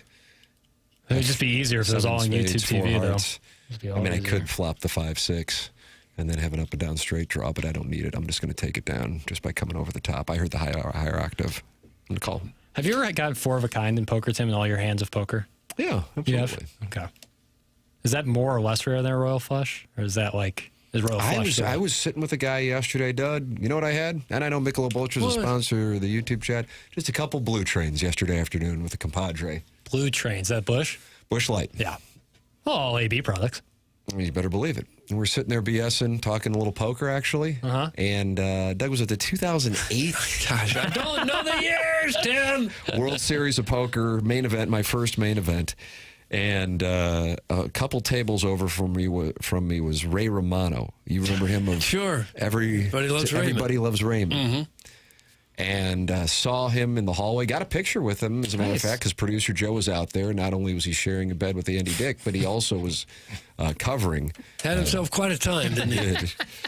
And at Ray Romano's table, or the one adjacent to him, a gentleman got knocked out of the tournament. He had 4 aces, but he was beat by a royal flush. Oh, my God. I mean, that is, you can live your entire life. Yeah, that's in the billions, right? Like $1 billion to get the math on that. Right. To have that happen. I mean, Both. that is mathematically the ultimate bad beat. Yeah, that is. So they're playing with more than one deck of cards, obviously. No, that's not correct. Well, you couldn't have 4 aces and another guy get a royal flush, could you? Couldn't a royal flush ace, king, queen, jack, 10? That's correct. So how would the other guy get 4 aces? Well, we're going to get into the nuances of the game of poker, but in No Limit Hold'em, which is what they play in the main event, everybody is dealt 2 cards, and then you form your hand off of. Right, there'd be 2 aces on or one ace. Right. Yeah, 2 aces. 2 aces. So, I remember the scream. It was a gentleman in a tank top too. We're gonna get him on. It's hot.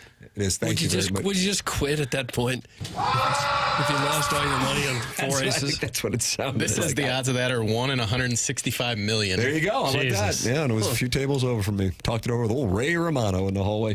I scream like that guy in the Mariners clubhouse when I turn on the YouTube at 7 a.m. and Tim is not there. That's in the birthday Hawks. Email in. Design Air Heating and Cooling email today coming up on the program at approximately 10:50. James Carlton of the Carlton State Farm Insurance Agency presents you the Colonel on Mondays and Fridays here on TMA. He is my insurance agent, and I recommend him in a major way to the TMA listeners. 314-961-4800 or go online at carltoninsurance.net. Type his name into a Google search, and you will see 452 5-star reviews for James and his team. Jamie Rivers, I would say about 3 weeks ago, texted me and said, hey, can you give me James' number? I said, no problem.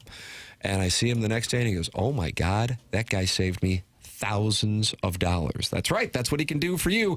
2-minute phone call could result in saving thousands of dollars like it did for Jamie Rivers. 314-961-4800 or go online at carltoninsurance.net. If your insurance costs a leg and an arm, call James Carlton, State Farm. The program's called The Morning After. It's presented to you by Brown and Crouppen on 101 ESPN and the TMA STL YouTube channel.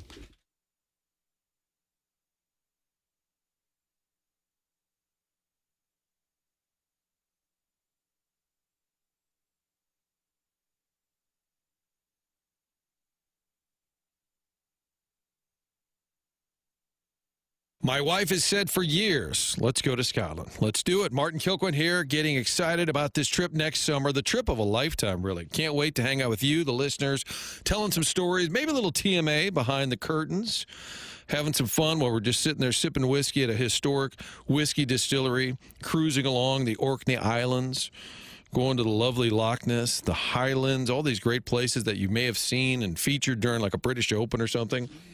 Edinburgh, Glasgow. We're going to go to all of these cool spots, and Colette Travel handles all the details, the flights, the meals, the hotels, all your local experiences.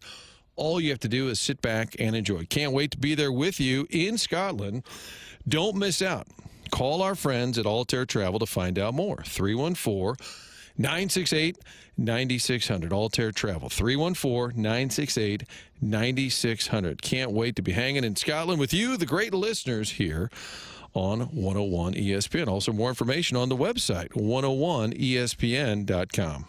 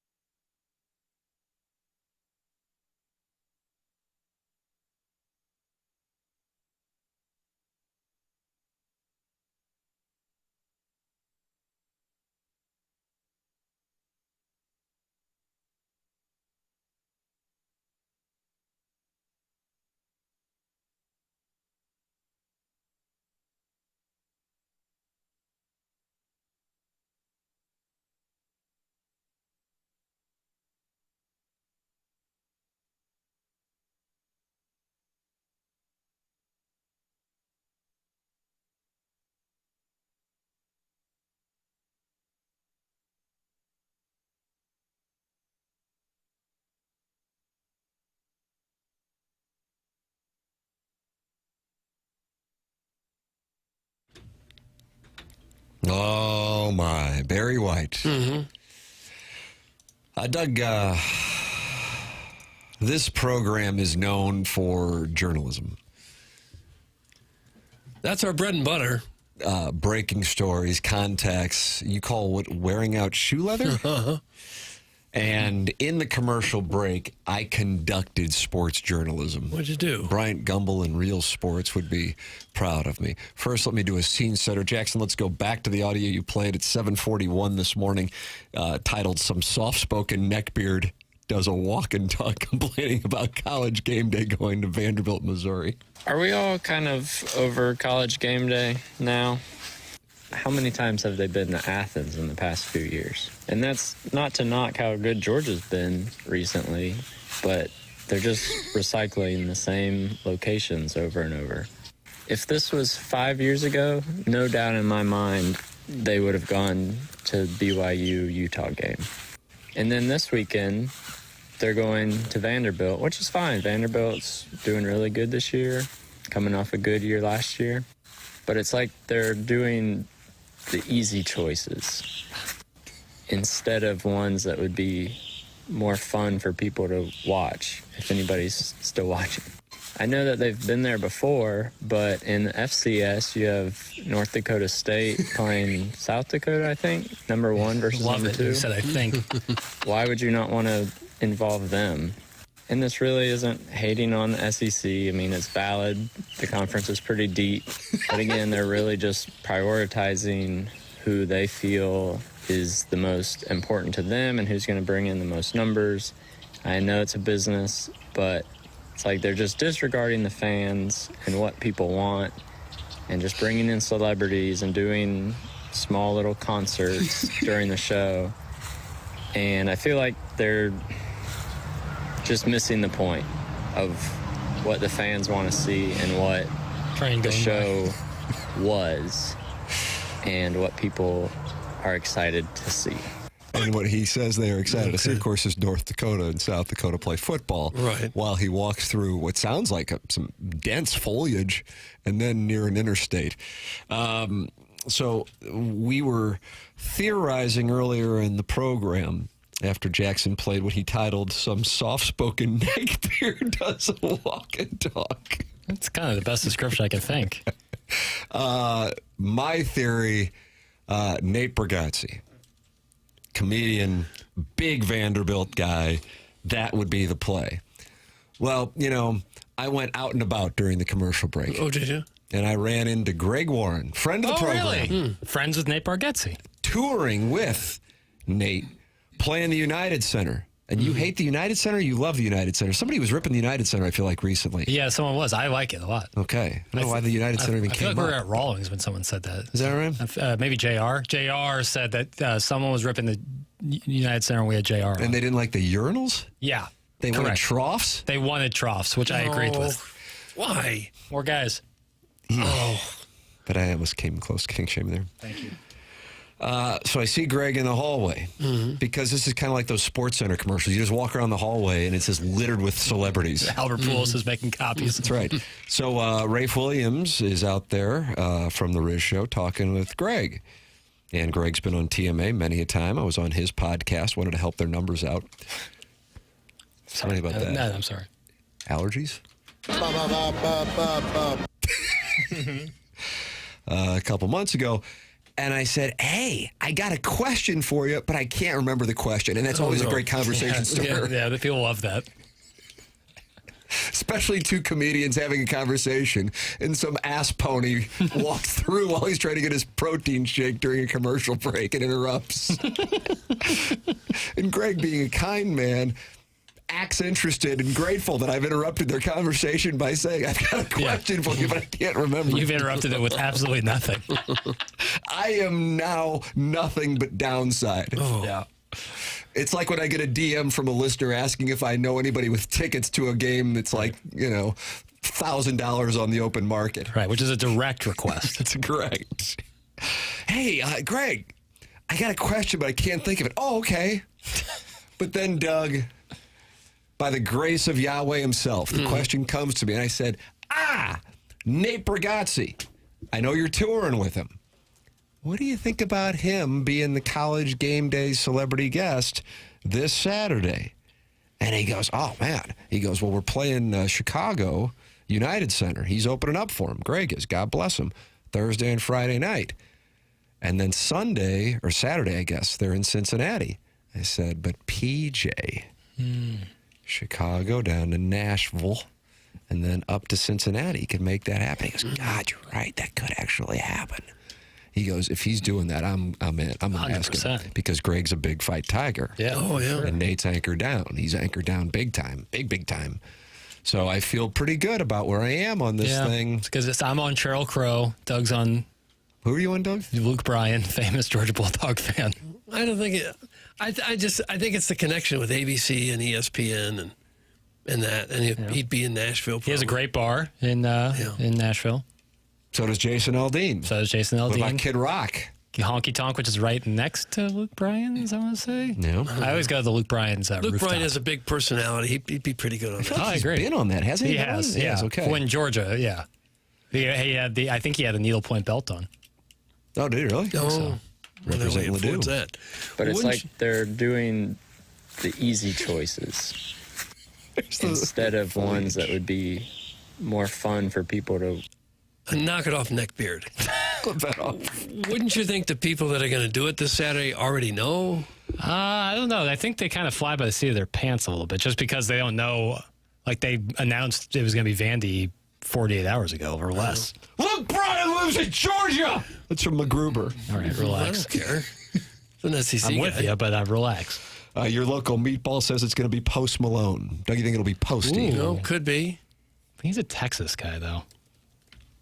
Like a Cowboys fan. I don't know if he's UT, but it'd be surprising. He lives in Utah. Got my Nate Bargatze play. Chris Stapleton's a Vanderbilt guy. Jackson hasn't looked up his tour schedule yet, but this private jet, it opens up the world. I'm feeling good about Sheryl Crow. But here is the headline. Now, I've tended to the sports-related element of it. Doug, you're going to be thrilled because you've known Greg forever, and he's Kirkwood Pioneer proud, right? Mm-hmm. Yeah.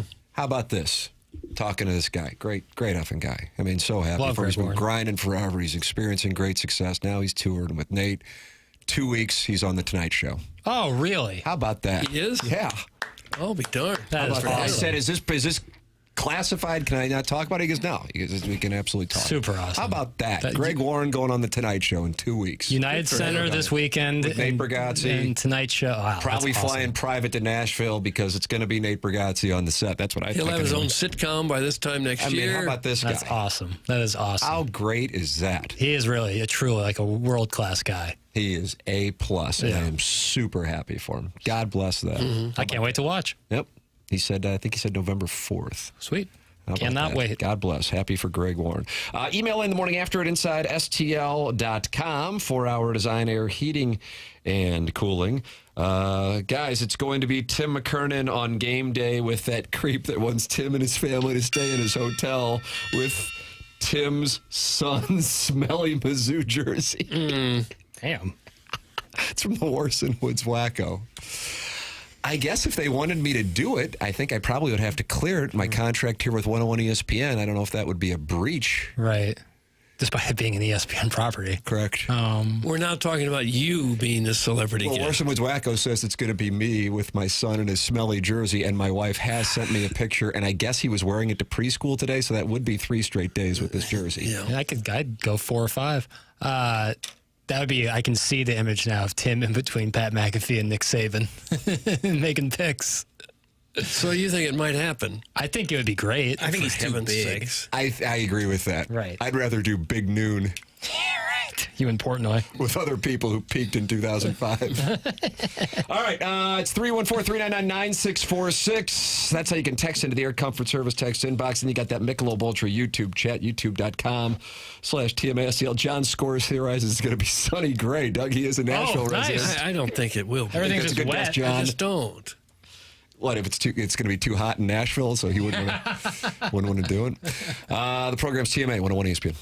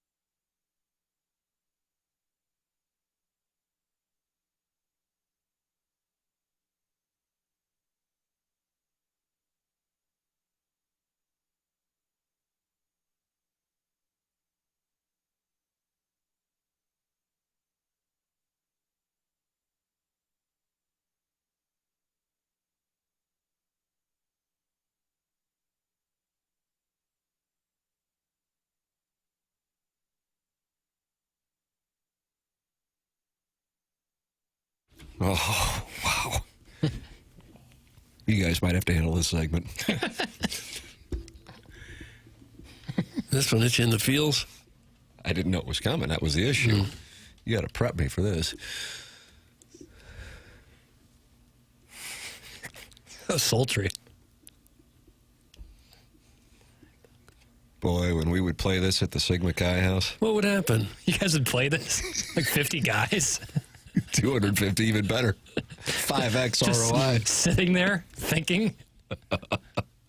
It's TMA 101 ESPN. 10 o'clock hour here means the Design Air Heating and Cooling email of the day is coming up in about 20 minutes. BK and Ferrario at the top of the hour. Doug, significant moment in American sports history 50 years ago today. Oh, 50 years ago. Do you know what it was? 1975. October 1975. Baseball. Altered television. It did. Was it the Carlton Fisk home run? Yes. Okay. Carlton Fisk waving for the ball. Stay fair, stay fair. And Dick Stockton saying it's gone. Robert Williams didn't go. Matt Damon couldn't believe it. You had to see about a girl. Okay. But the Reds came back and won the next night, right? Yeah, kind of rare circumstance there. The morning after Freeze's home run, Ozzie Smith was on our program, and he said, "It's over. The Cardinals will win tonight." And I was like, whoa, that isn't the way, you can be John Buttass on Twitter and say that. But the Wizard, Hall of Famer, saying that's a different thing. Well, the Wizard was, I'm sure, thinking about Game 6, 1985, and psychologically the Cardinals were ravaged. You would think that the Red Sox would have significant advantage. But alas, I believe they actually had a lead in that game against the Reds, and the Reds came back relatively late. Just like the Rangers had a lead in Game 7 against the Cardinals. Aye, in the first inning, and then D. Freeze did it again. That was 50 years ago tonight, October 21st, 1975. And Robin Williams was outside. And now you're talking about a movie. Good Will Hunting. Made well after that, referencing the Fisk home run. 22 years after that. Yeah. Good movie. Yeah. It's my one of my top three. Do you know my top three? I think I do. Yeah, Jackson does. Graduate. Yep. Godfather. Yep. And then Good Will Hunting. That's right. The 3 Gs. Yeah, Triple G. Okay. How about Groundhog Day? It's a good one. Ned Just trying to Ryerson. think of movies with a G. Godfather Part 2. You prefer 1 or 2, Tim? I prefer 1, and I feel like that's a minority position. I think 1 is more entertaining, and I think Godfather Part 2 is probably the more dense quality film. But So I you're think saying like the dumbs like the first one. No, I combine them. That's how I took that. I combine like South them. City people who don't have the No. education and the genetic gift that the Central Corridor people have. No, I think there need to be 2. Like I think they are combined together. I think you can't. The full story of Godfather is both of them together. That's the book. The book is both of it So together. what happened to 3? Why was it so bad? Francis Ford Coppola was out of money. And Winona Ryder had to pass on the role, and so Sofia Coppola took it, and she is now the great actor, but a great filmmaker. But that's the reason. It was supposed to be Winona Ryder. Was it really? Is that right? I've never heard that. And Well, then- that's why I listen to Movie Boy. And then Robert Duvall asked for too much money, so he was out. Not great. I don't know if this means anything, but Tim, I sent it to you and Jackson. It's kind of plane tracker season with the coaching carousel. And somebody sent me a screenshot of a plane that departed Auburn, Alabama this morning, landed in Columbia, Missouri not long ago. No. You're saying it's Drinkwitz had an interview at Auburn. I'm not saying anything. He wouldn't I interview just- at Auburn. I mean, Why would he want to go to Auburn? I don't know. I'm not extrapolating from this. It could be anybody. Yeah, but I do like plane tracker season around. Okay. It could be an English professor going down there to get the latest on grammar from somebody at Auburn. You think that's where you go? I guess you would.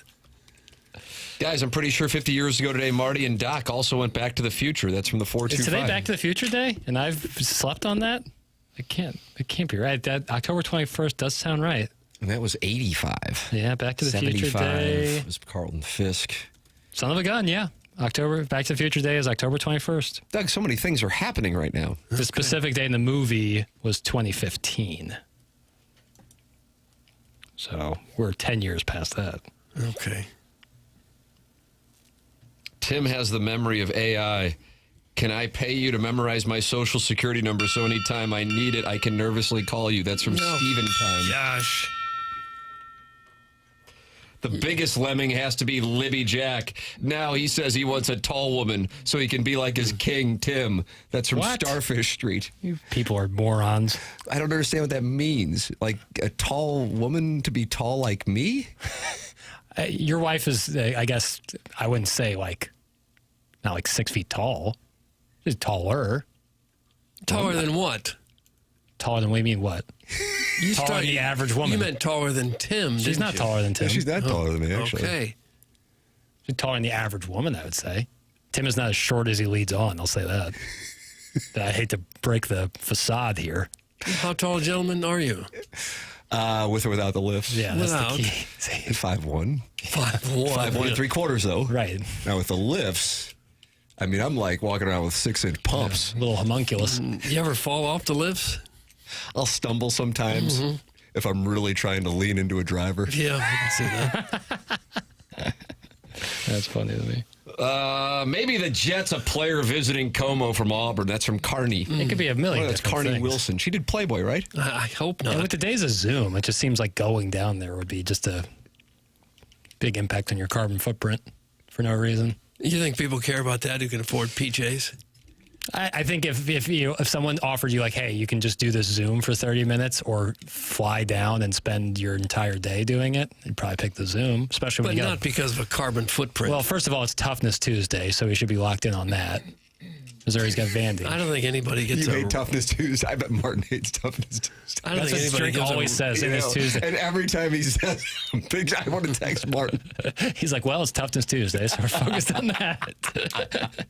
He's got Tiger Talk tonight. He's got to lock in. Yes, Toughness Tuesday, Tiger Talk. It's alliteration across the board. Drake's a former coach at Auburn. It's from the 314. Okay. Listing people's resumes. Tim, never, and I mean never, shave your beard again. To hell with your wife, respectfully. Anna Marie is on the wrong side of history here with your views on your beard. I agree. Wrong side of history. like in 50 years, people will be reviewing whether or not I should have a beard. I don't know. It's a bald white man situation. That's what we've got going on here in Jackson. When you're a bald white man, now I'm a big Cole Kublik guy. I think he's a ball knower. But you need a little something. You need some spectacles. You need some facial hair, or you need to have some skin tone. Yeah, you're preaching the choir over here, dude. But you're not bald, Brad. Yeah, I was at a birthday party for my mother and my sister-in-law this weekend. My young niece.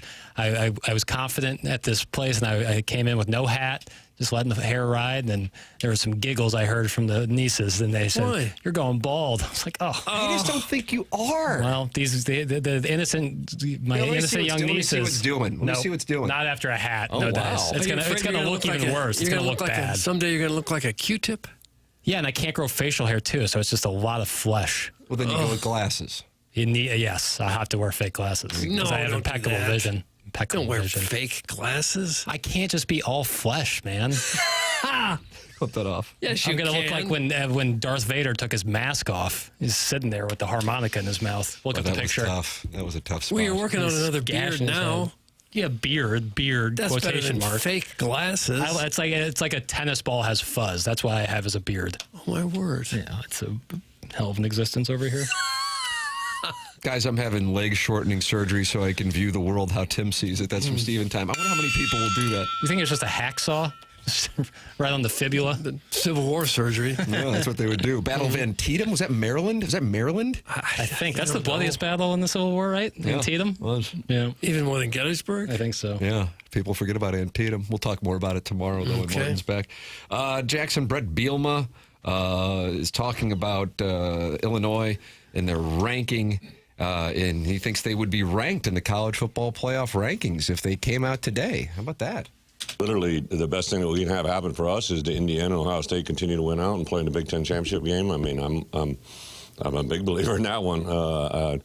Did have someone made reference, right, that if if the CFPs came out right now with us losing to 1 and 2 and beating USC when they're ranked, and some of the things that we've accomplished and the people that we've played have accomplished, be very realistic to think that we'd be pretty high in that ranking.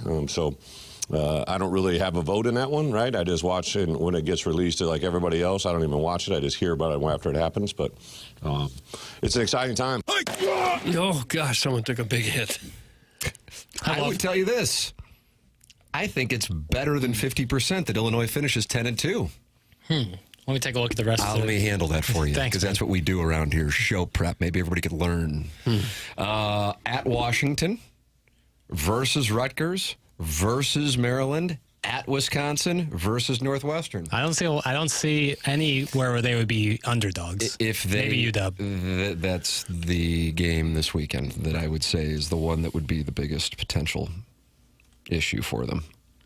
And so if they're sitting there at 10-2 against two teams that could very well be undefeated when they meet in Indianapolis for the Big Ten championship, how are you going to lick those kids in the eye, Doug, from Champaign, Illinois, and keep them out of this tournament? Well, you're going to look at them and say, we know you're a bubble team, but you lost 63-10 to Indiana. Yeah, I think that's sorry. And unless that, it's just I think it's somewhat insurmountable given the So they're already done. So you're going to tell Brett Bielema to shut it down the rest of the year. Honestly, winning at Washington this weekend. Washington's -4.5, by the way. That's a tough. Husky Stadium is a tough stadium to win. They in. drive boats to the game. People might joke around, but that's a really tough place to play in.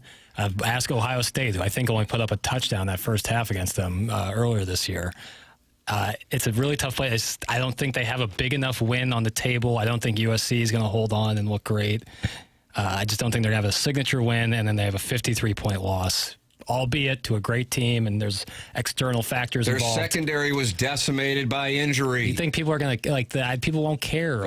They cared about it when it came down to Florida State and keeping them out of the tournament 2 years ago. There was only 4 teams, though. Baron Morton wasn't playing this past week in Tempe. We got to factor these things in. We would, but I'm telling you, at the end of the season when they have so much data in front of them, I don't think they're going to give a damn. This is the time of year.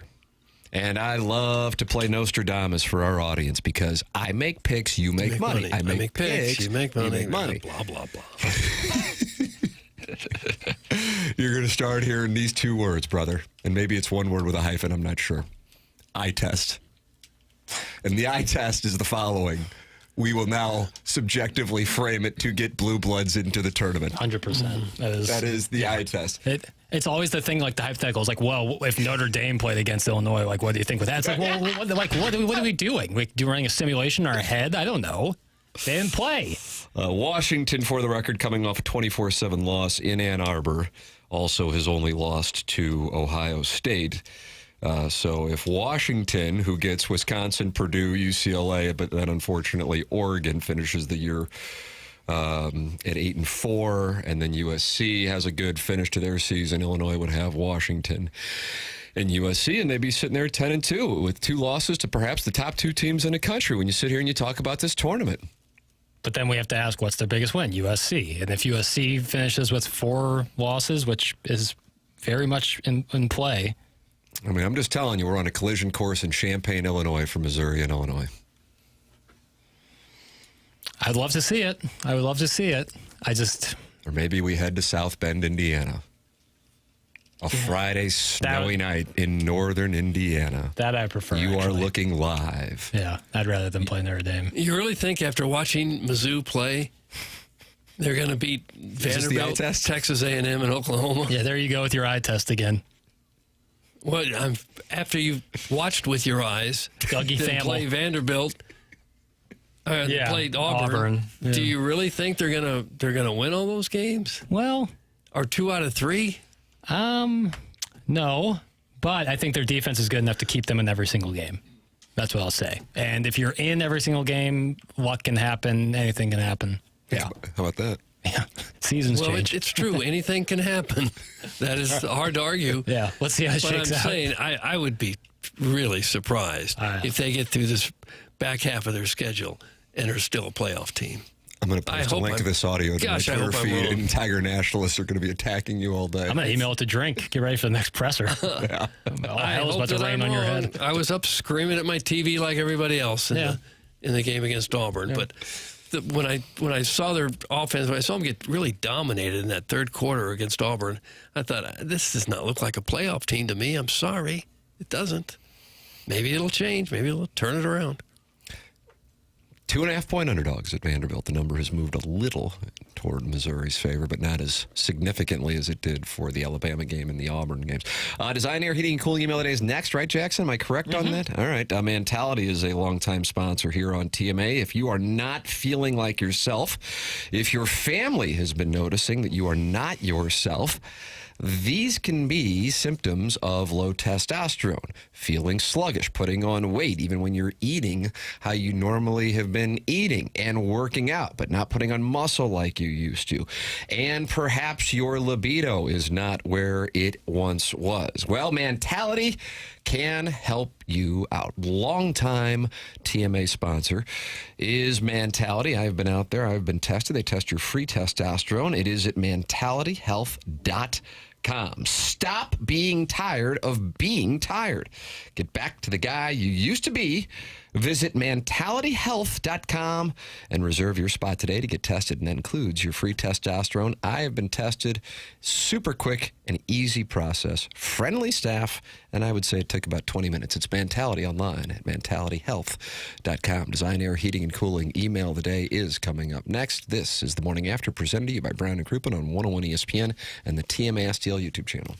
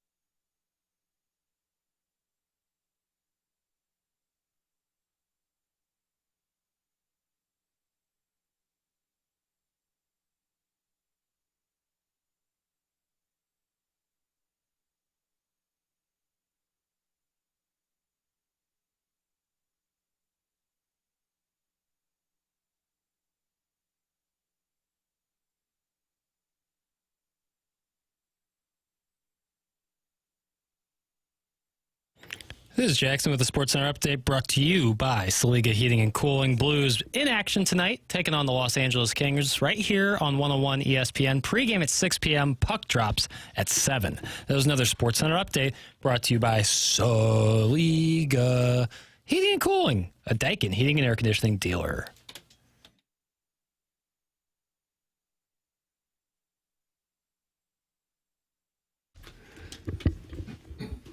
Well, Doug, we're about to get it underway, and it's going to be a good battle here as we head down the stretch. What you don't want is a battle with your garage door open. Yeah, that's the issue with that Jason Gossrow. Because if it doesn't go up and it doesn't go down, you've got a battle on your hands. No one wants that. Major hassle. Schaefer Door can be there to take care of any problem you might have, though. They've also got that special Monday morning standby service for doors that break over the weekend, whether they're your doors on your personal home, or maybe you own a business and have a warehouse with big, tall doors. Yes, Schaefer Door, very experienced in those types of jobs as well. Big enough to get any kind of job done, small enough that you talk with an actual person when you call them on the phone.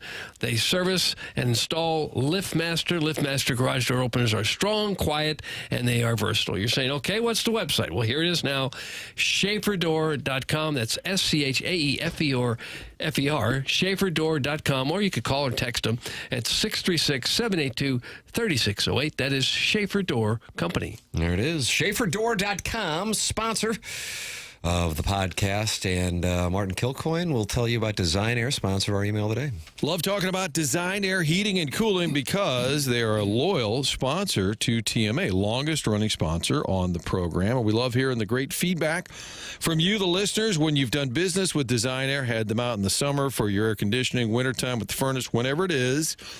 Let us know the experience that you've had, and it's always the same. Seth Goldcamp's team comes out, gets the job done.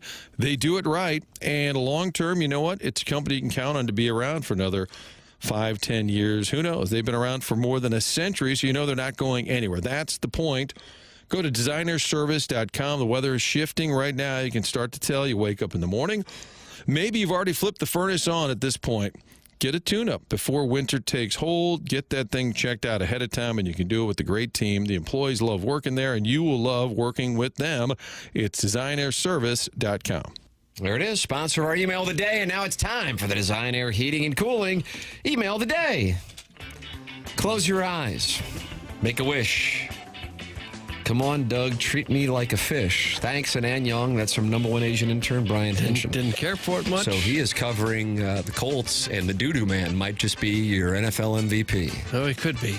Brian Henson. My love life? What love life? Every Saturday night since 1976, listening to the first 8-track I ever bought. April Wine. I don't want to be lonely. Don't want to be shot down no more, no more, no more. I don't want to be lonely.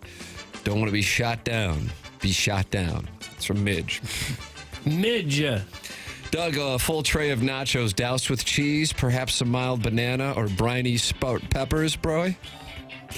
Served on a full metal tray, balances well enough upon my thighs while I perch over my porcelain nest in the family arena's 600-level men's latrine. But will you dollop, Doug? That's some Terry people. Deke Dotem. Sent in with an image in it. It isn't Deke Dotem. I know eligible Deke. because he has been suspended indefinitely. Leader in the clubhouse. Good morning. How come most people that own RVs don't own a garage? I don't understand the mindset. Well, I can't afford a garage, so I'll show off my lack of wealth and make the whole street look Hoosier with this oversized bang carriage that'll sit here for 95% of the year. Thanks. That's from Crestwood Coyote. Crestwood Coyote. They won't fit in the garage. No. Carport, though. Yep. Yeah. I would rather die than let a quarterback get hit or let Gareth's little movie boy project usurp Tim's podcast. Is that what is supposed to bring in criticism, currency, or anger dollars? Is it the same 9/5 plus 32 foreign exchange conversion rate of Cole's cash to pan coins? I am afraid that the Cardinals will take that advice, and rather than improving the team, they will just change to logo to the that attractive font used by the Blue Jays to bring the fans back. Can we get the Leaf crunching neckbeard dude to do the next Mizzou uniform reveal? Oh, I like that. It is all happening thanks to the non-Wednesday links that Tim sends Jackson. That's from Shooter McGavin, the vice president of SEC Slate/gerbil hunting Heart Sign. Shooter McGavin. Somewhere deep in the digital Ozarks of the internet, Legend of Columbia and Spicy So duel like two unlicensed wrestlers in a gas station parking lot, both typing under the crushing weight of insecurity and pre-Ozepic before photos. In a scene straight out of a Foot Clan recruitment video? What?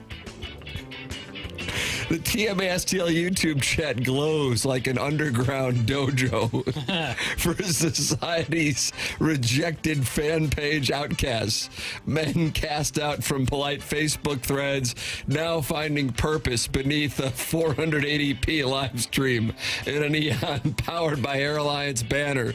Dyslexic combatants land jabs 25 characters at a time. What is he talking about? I think it's the war going on in there between Spicy So and Legend of Columbia. Okay.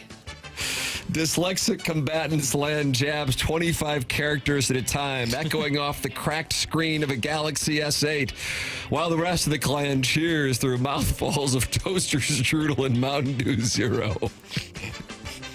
The legend types like he's defending his favorite buffet item at KFC, while Spicy So swings back with the energy of a man whose emotional support animal is Call of Duty and liking Iggy's dinner photo Facebook posts. These are the next generation of beta men who shut fridges with their hips and hug their girlfriends from behind at the mall food court, hoping to be rewarded with a pretzel and a used copy of Madden. It's not discourse. It's a white trash opera of lowercase rage. Oh, a tragic duet between two Wi-Fi toughs fighting like Howl Central kids arguing over the last Bosco stick in the lunch line. That's from Riot's dad, Uncle Dunbar. I'm staying in my brother's basement until I find something I can afford. Riot's dad's uncle, Dunbar. Okay. Well, Doug, right. The clock struck midnight on the Mariners' dream season as George Springer hit a decisive 3-run bomb in Game 7 of the ALCS to send the Blue Jays to the World Series. Let's hear the audio, pal. Nope. Skip Bayless played the wrong clip because his head's not in the game as he is triggered by some soft-spoken neckbeard walk and talk video that nobody would even be aware of if not for Tim's algorithm serving him up one dweeb after another. Yeah. And what's the media in this town talking about? A Cougars next door party at Shannon's on Lake DeWitt 17 years ago. Ours is the type of presentation where the promiscuous listeners who can't manage their phone contacts properly feel free to drop in at any time and send hotel room videos to the radio host's father, inviting him to join this weekend in Nashville where he's enjoying hot youngins, tea. Yikes. I don't think we've had a message this creepy sent to the wrong person since Iggy offered nude beach passes to Justin and Columbia's wife. That's right. Doug, that's from Buck Swope, DBA, the Recessed Ladies Breast, and that's what we have. Swope.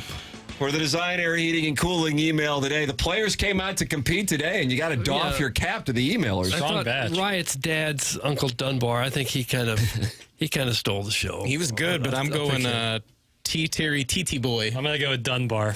Dunbar has won the Design, Air, Heating, and Cooling email of the day. Congratulations, Doug. He's just staying with Riot's dad until he can find something he can afford. Congratulations to Riot's dad's uncle or Riot's uncle, Dunbar? Riot's dad's Uncle Dunbar. There you go. I think that's it. BK and Ferrario are coming up next here on 101 ESPN for Jackson Burkett for Chairman Kurt. Sitting in at the dais for the vacationing Martin Kilcoyne from my brother Kevin. For Douglas Elvin Vaughn, I'm Tim McKernan. This has been The Morning After, presented to you by Brown and Crouppen on 101 ESPN and the TMASTL YouTube channel.